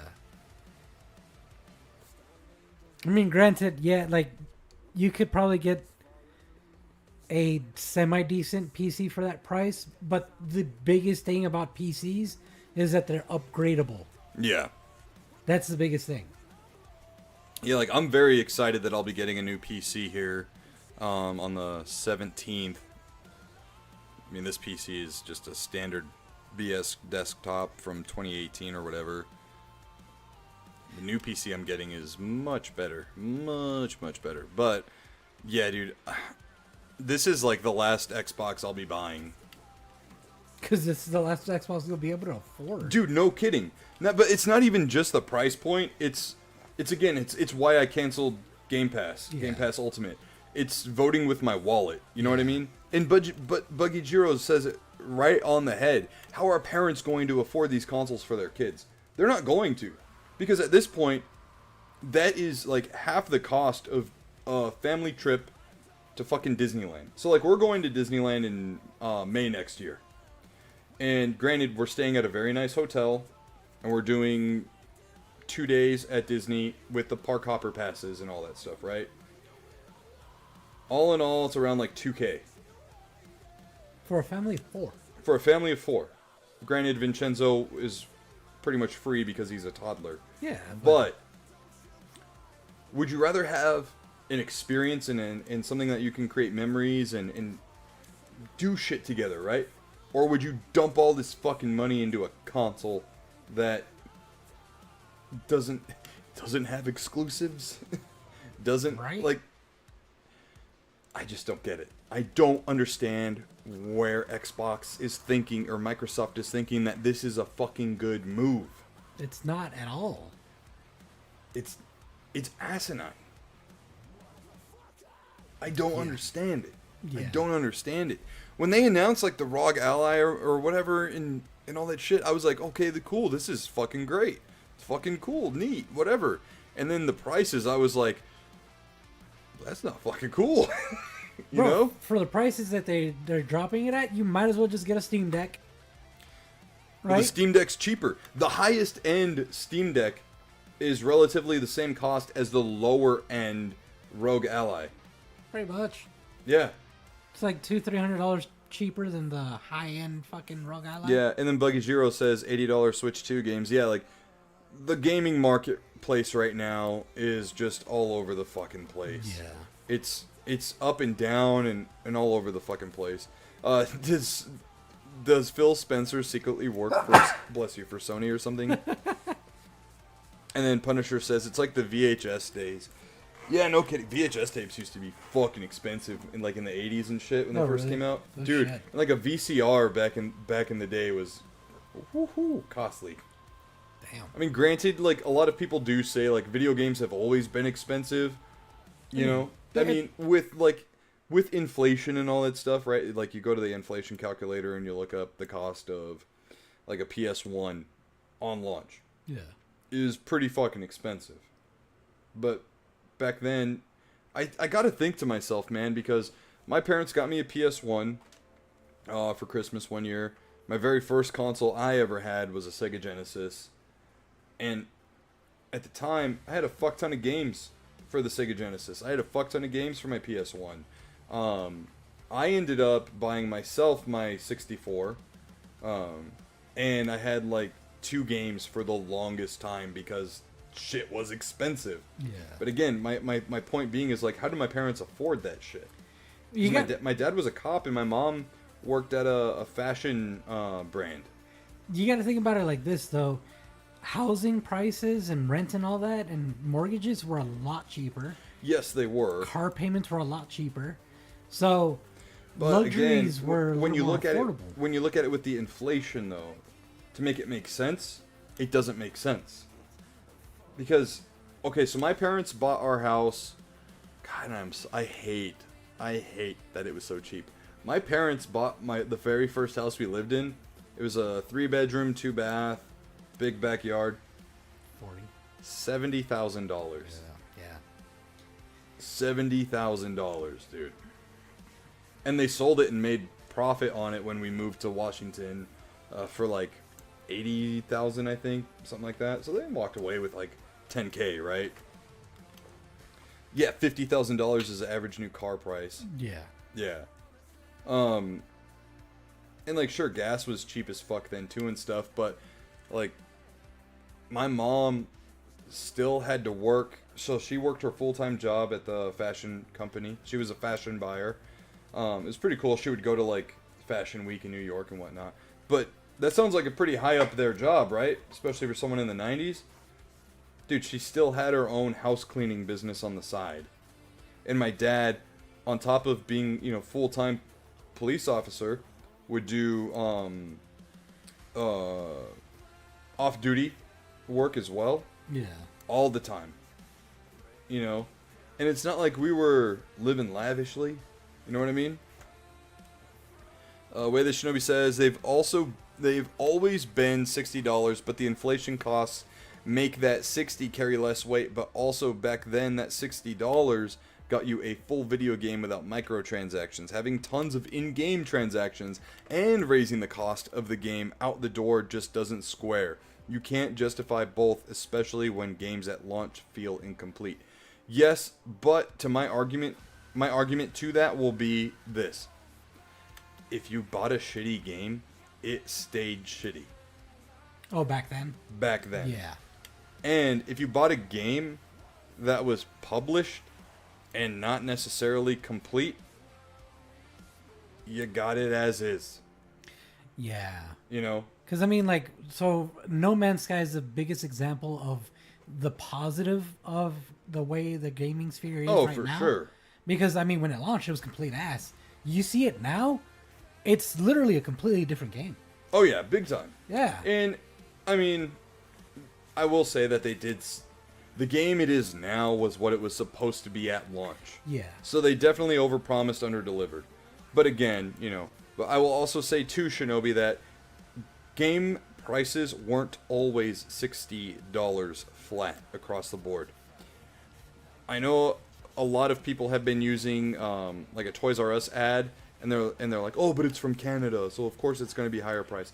Yeah. The nostalgic ass nerd that I am, I have plenty of ads saved on my phone, you know, from the 90s and whatnot. And video game prices were all over the place. Yeah. They were always all over the place. It didn't really find a steady place probably until about the PS2 and Xbox and GameCube era, where it was like $50. And then it stayed 50, I want to say, until the 360 era, and then it became $60. Yeah. You know, and it stayed 60 even through the PS4, but now there's got to be some kind of fucking like Mandela effect going on with people saying that games were always $60, because I would buy brand new PS1 games at Toys R Us for $30, and they weren't the greatest hits version, they weren't a budget title, they were like good games, you know what I mean? Like I bought Tekken 2 when it came out for $30, but then again on Sega Genesis, I know I got the Jurassic Park game for like fucking $55.99 or something like that. Oh, Cyberpunk 2077 is also another good example. Yeah. Yeah, because that game was broken as fuck when it launched. Yep. Snark says, I should... here, I'm going to go pee. Yeah. Go ahead and catch up with the chat. I haven't had a pee break at all yet. Yeah. Way Shinobi says, back then you could also rent games and demos. Demos were all over the place. The risk wasn't as high because you literally could try before you buy. I mean, that's true. But at the same time, not everybody would rent. And also, there were certain games that, like, just from seeing it from the trailer, you would be, like, super excited. You're like, oh, I'm going to buy that just because it looks that good. And then you play it, and you're like, okay, it wasn't worth it. You know, I mean, that happens nowadays, too. But, you know. Cyberpunk 2077 was the same as No Man's Sky, the way it is now compared to launch. Yep. And back in the 2600 days, games averaged about $30 at launch. I should say 30 before the crash. Then I could get good 2600 games for about $5 a pop. Damn. Buggy, yeah, GameFly actually is still a thing. Surprisingly enough. Nick, I think Nick still has the account, his old account. He just hasn't used it in forever. Yeah, GameFly is a little different than it used to be, but GameFly still rents out games and stuff like that.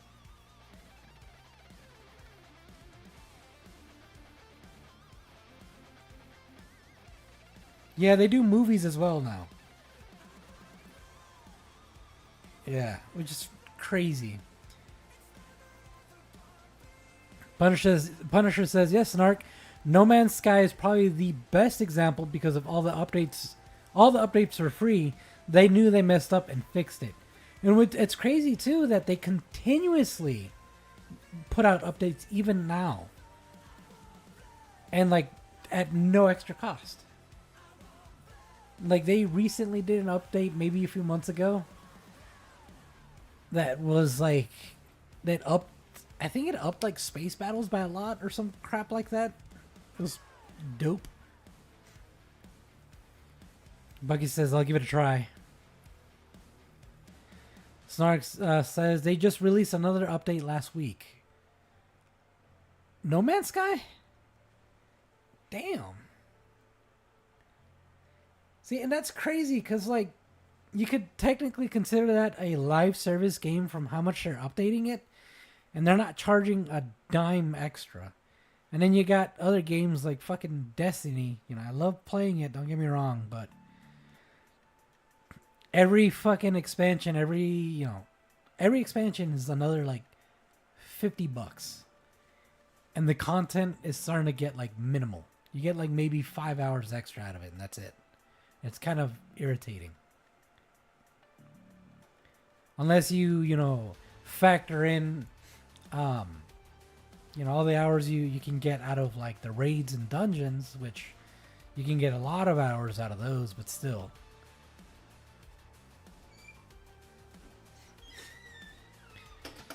Yeah, Buggy had asked, is GameFly still a thing?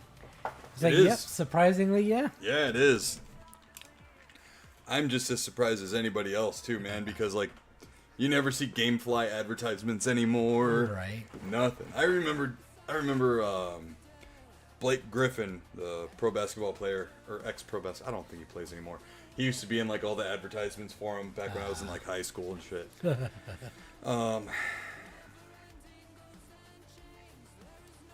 They just released another update last week. Yeah, No Man's Sky. Oh wow. Yeah. And that's crazy. Like I was telling you, it's crazy that No Man's Sky is doing all these updates, even now, all for free. They ain't asking for shit. But you got games like fucking Call of Duty and Destiny and all that. Like, every moment they can, they're trying to push you buying shit. Yeah. I want to see how much GameFly costs. Dude, so you can actually get a free 30-day trial at GameFly. One rental at a time. So it's free for 30 days and then $20 per month after. Or you can do their standard plan, which is one rental at a time for $13.50 a month for 3 months. And then $19.95 after. 2 rentals at a time per month for 3 months at $18.50.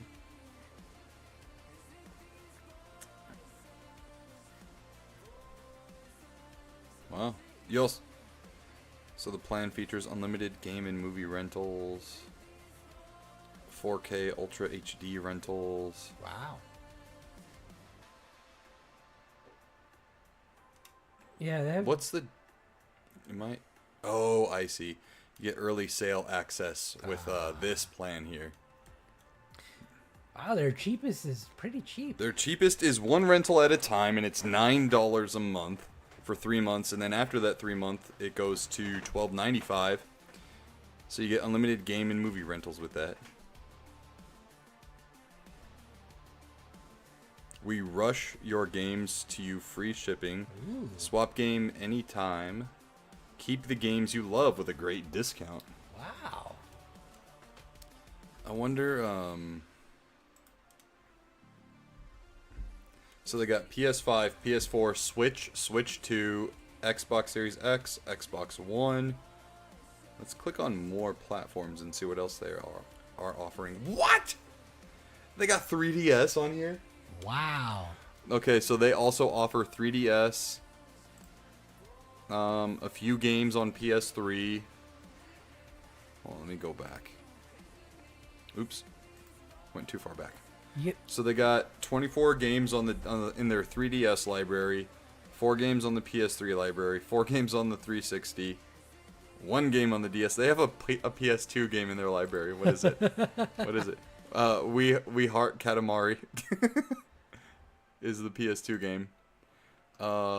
They have more. PS Vita, there's 1 game, and there's 1 game for the Wii. No More Heroes 2 on the Wii. Nice.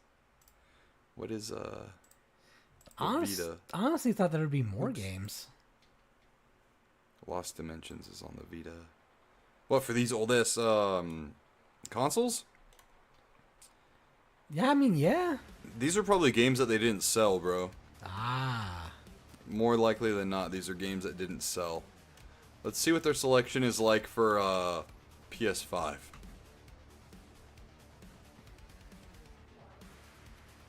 How many games do they have for the PS5? They probably have a lot. Yeah, I mean, you could rent Silent Hill F, Ninja Gaiden 4, Outer Worlds 2, Ghost of Yotei. I mean, they have Battlefield 6. literally everything. Wow. Dude, no way. Snark would love this. They have this Turok trilogy bundle. Turok 1, 2, and 3 on the PS5. And that's the Night Dive Studios remake, or remaster. Oh, it just released on Halloween. Ooh. I didn't even know this came out. I have to verify my age to view it. Buggy's like new sponsor for the channel, maybe? Right? Gamefly. Dude, hit us up, bro. Come on. Dude, this is sick. And Shinobi says, that's a really good deal for single player games. Grab him and burn through them one per month and cycles through. Might look into that. No, really, that is true. And then look at, dude, you can what I like is that you can buy games from them. Like Gears of War Reloaded. $30. Wow. And they're Death Stranding 2, $44.99. They're used, yeah, but GameFly, if they're anything like, you know, how they used to be, they'll take care of their shit and make sure you send it back in good condition. And they probably don't sell off the really bad ones. They have a physical for Soul Reaver? 1 and 2 remastered? What? $22.99? What? Oh, bro, I would snag that up. I mean, I could buy it right now, but It's tempting. I know. I'm not buying myself shit right now. Then Buggy says 3DS? Question mark, exclamation mark, question mark, exclamation mark. Yeah, they've got like, what was it, 24, 25 games on there? Something like that, yeah. I think you could rent Blu-rays too. That's pretty funny. Oh, Toxic Avenger, him. Shinobi says No More Heroes was pretty good. Yeah. Snark's like, already have the first 2 Turok games, though might be interested in 3. Yeah, I mean, it comes in a triple pack for the PS5. And Punisher says Soul Reaver's all-timer. Big time, dude. Legacy of Kain, Soul Reaver. I love those games. Yeah, dude. Gamefly is alive and well. I have no idea how they're still going. Dude, I want to know what their subscriber base is. You know what I mean? Yeah. Like, how many people are actually subscribing to Gamefly? Because I don't know anyone who is. And apparently our chat didn't even know Gamefly was still around. So, like, who is their market right now? I don't know, but they're doing something right, apparently. Let me see. New to Gamefly? Oh, it's just going to be a website tour. Dude, you can get gift certificates to Gamefly. Select a membership. 2 games or movies out at a time. Select a length. 12 months, 6 months, and 3 months. Damn. The 12-month is $235.95. You do, Still cheaper than Game Pass. It is. Snark says, I wish I could stay on longer, but I need to get to bed. Sorry I haven't been as active tonight. It's all good, bro. You have a good night. You have a good night, Snark. Buggy Zero says their IG is popping. They have an Instagram account? Do you secretly work for Gamefly? If you do, sponsorship? Right. That's crazy. I'm kind of curious if we can find any, like... So they have 34.3, or, yeah, 0.3 thousand followers. That's pretty nuts. Many subscribers does... Their most recent post only has 1 like, which is kind of odd. Their post 11 hours ago only got 3 likes. They don't seem to have a lot of engagement. No. And apparently the last time they like stated any of their following, like our subscribers, was in 2010. And had 334,000 subscribers. I would imagine it's severely lower than that. Oh, yeah. Punisher says, I have over 300 games on GOG. Problem, maybe? Oh, shit. Nope, I'm in the military and RN. Dude, thank you for your service, man. That's awesome. Thank you for your service. Hell yeah. But they're still posting. Yeah, that is true. They are still posting. Wow. I wonder who gets gift certificates for Gamefly. Dude, this is all so fascinating to me. I want to know, just out of pure curiosity, what their subscriber base is. Oh, I need to send this picture to Brittany. I've been slacking on Christmas list. Oh, of what you want? Yeah. Okay. I don't know if you saw in the chat today. I was like, what is a good jumping on point for the Yakuza games? Yeah, I saw that. Yeah, because there are so fucking many. Dude, I know. There's so many. It's funny because I originally thought there was only like 2 or 3, but then, like a while back, I saw a video talking about Yakuza and how many there were. I was like, what the fuck? Yeah, and there's like Pirate Yakuza. Yeah. There's okay, so I remember Yakuza came out on the PS2, and it was a serious game back then. Yeah. But now it's like, it's funny. It's all Like over the Kenny place. Omega and Samoa Joe were in it, you know, and dude, all the memes that I share of Yakuza from this other page on Instagram. Oh, the like motivational. Yeah, the memes. motivational ones, or like me Friday night, me when Friday night, and it's like the characters dancing, you know. Yeah, I don't know, dude. This is incredible. With the Shinobi, there's a Yakuza game for every Yakuza member. No kidding. Wait, I thought I just saw Yakuza 0 Director's Cut for Switch 2 at Target today. Because that's what got me asking about Yakuza. I did. Oh damn, there's a price cut on it too. It was $50 and now it's $37.99. On the Switch too? On the Switch too. What? Yeah. Dude, the new Daemon X Machina came out. Ooh, that cover looks badass. Yeah. Did you play the first one on the Switch? No. What I played of it is pretty fucking solid.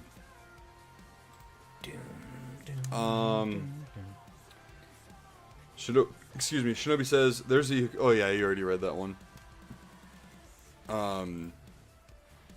Man, what a fucking surprise to see that Gamefly is still going strong.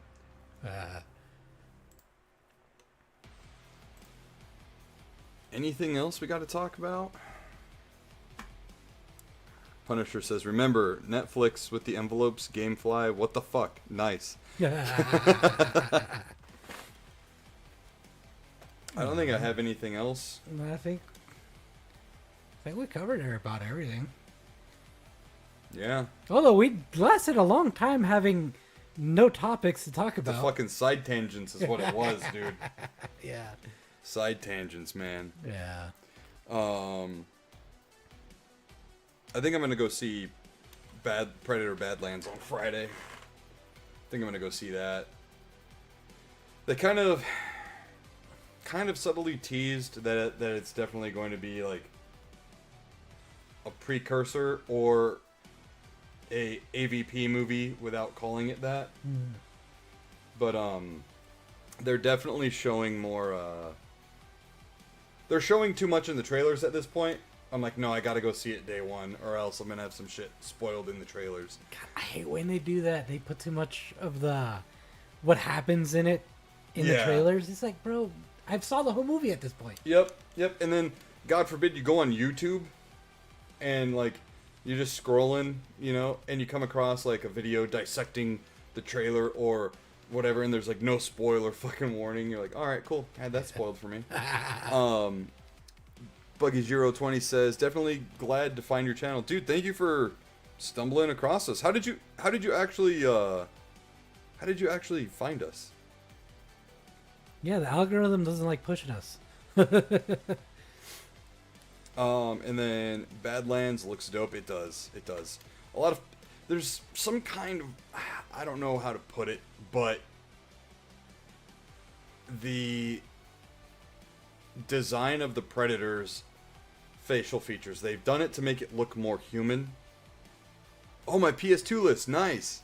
Dude, that was probably, one of the last videos I've done in a while. I need to get back to video production. It's kind of tough with a, toddler at home. And then I operate my own home maintenance and improvement business too. And then, obviously podcasting, game streaming as well. He's a busy man. Yeah. And then working out, staying in the fitness. Yeah. But, was Ares good? I actually didn't go see Tron Ares. Again, having a toddler at home, I got to be very picky with what I go see. You know, I got to keep it fair to the wife, you know. Do the Predators get their helmets in Badlands? So they get their helmets. They get their helmets by being blooded, by killing a xenomorph. But that's not always true to the lore either. Yeah, their lore is all over the place, kind of. Yeah, because like in AVP, the first one where they show up to the temple underground, they already had their helmets. Oh yeah. You know? Yeah. But in lore, they're not supposed to have their helmets until they kill a Xeno. So I don't know. Oh yeah, hold on real fast. I want to close up that point I was making. They've made his face a little more human than the rest of them because he's the main character and he also he has to convey emotion.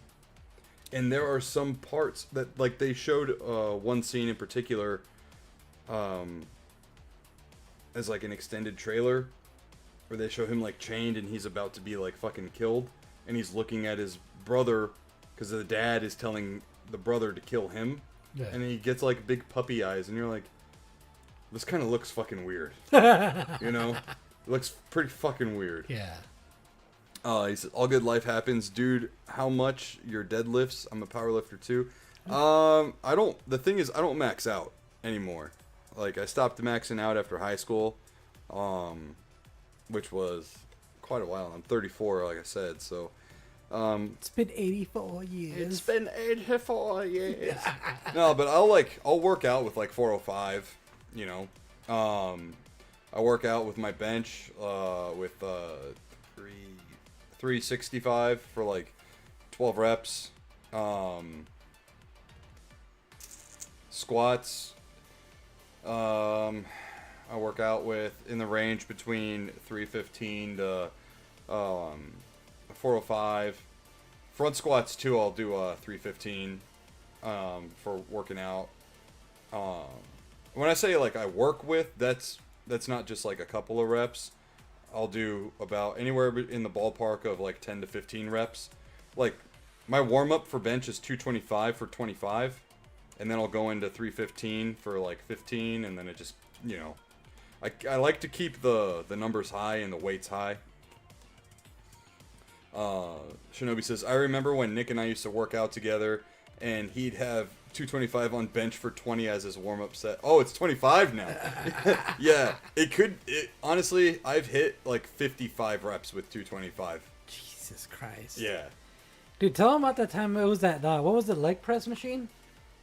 Oh yeah, all four were maxed out. God. All four arms on it were maxed out. And I was hitting that for 8, 10, I don't remember. Jesus, I thought that was your just doing one or two. I didn't think you were doing fucking. Oh yeah, 8 reps. No, man. Jesus. Because I remember you excitedly texted me about it. Yeah. Because I mean that amount of weight you put on that bitch was insane. Yeah, I mean the leg press obviously it hits different than squat. Of course, but still, a regular person can't fucking do that. I think you said it was somewhere in the ballpark of 1,400. Yeah, something like that. Shinobi says the running gag of I'm actually bigger than Nick. He just has better lighting here. Yeah, I think you capped it out at 1,200. Yeah, whatever it was. Isn't that? And there was one time too at Platinum Fitness when that was still a gym. I had maxed it out, and then I had 2 people sit on the racks. Jesus. Yeah. But I get that leg press, it's a completely different yeah style of lifting, but still that's insane. Yeah. It's funny though because my front squat has always been natively better than my back squat, your regular squat. Front squat, I hate doing front squat because I'm too fucking awkward, and when I hold the bar, I'm literally choking myself keeping it up in front. But I've ever since I was in high school, I could always I was always progressing more on front squats than back squat. Even though you hated the front squat? Yeah. He literally lifted more than the machine could hold. Yeah, fun stuff. I don't consider myself a power lifter though. If anything, I'm a power builder, like a bodybuilder, power lift, like hybrid. God damn it, fucking tiny. Unlock me. There we go. Tiny was like, all right, fine. If you're gonna keep talking about yourself, might as well just aim the camera at you. Jeez.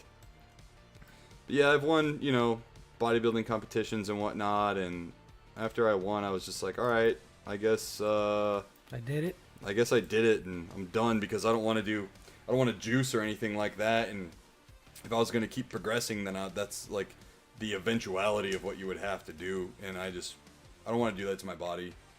You know, I'd rather like live and have a good heart. Yeah. You know, I've seen too many pro wrestlers and pro bodybuilders die way too young. Yeah. You know, way too young. Plus, how is he gonna enjoy the video games?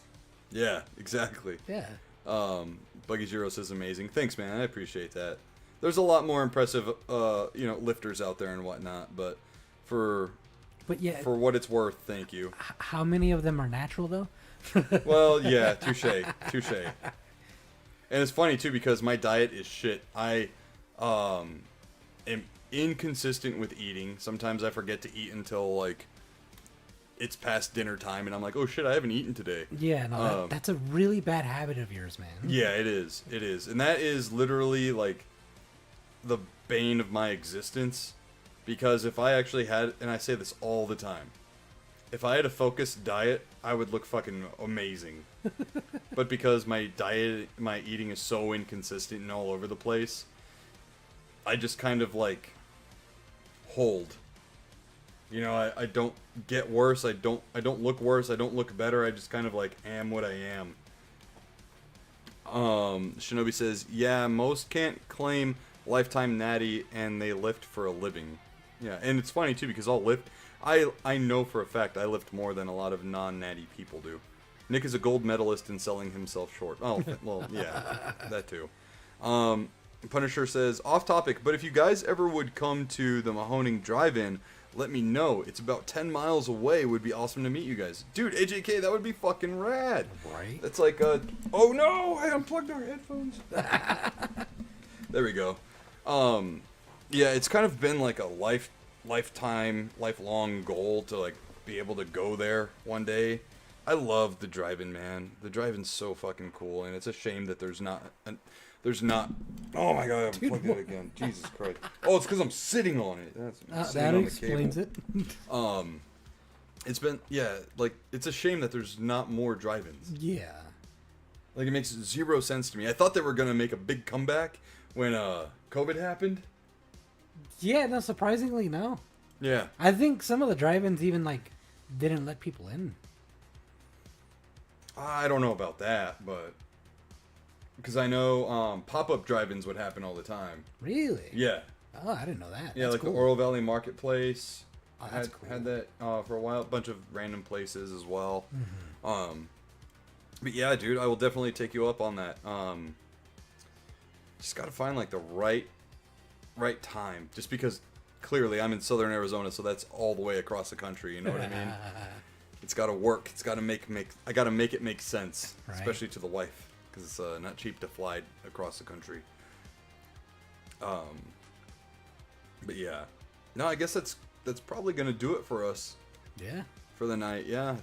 At the Nsquared podcast. Have you eaten today? Yeah. Okay. What? Have you eaten today? Oh, today I did eat, yeah. Oh, okay. So, the Halloween cereals are like a fucking favorite of mine. And when I went to Target today, I just ran out of Count Chocula and Boo Berry. And Target had buy one, get one half off. Oh, shit. So I doubled up on that Count Chocula. And today I had about 8 servings of it. Damn. Yeah, I got the biggest bowls we had and then just fucking...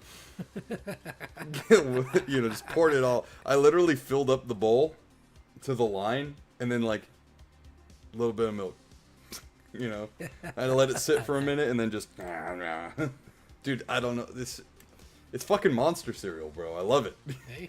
I love it. You're an adult, you can buy whatever the fuck you want. Exactly. Spend it however you want. Yeah, but I did eat today. Most of it was cereal. I was on a cereal diet today. I had a couple of slices of deli pepperoni from the fridge because I was like, I need something to chew on.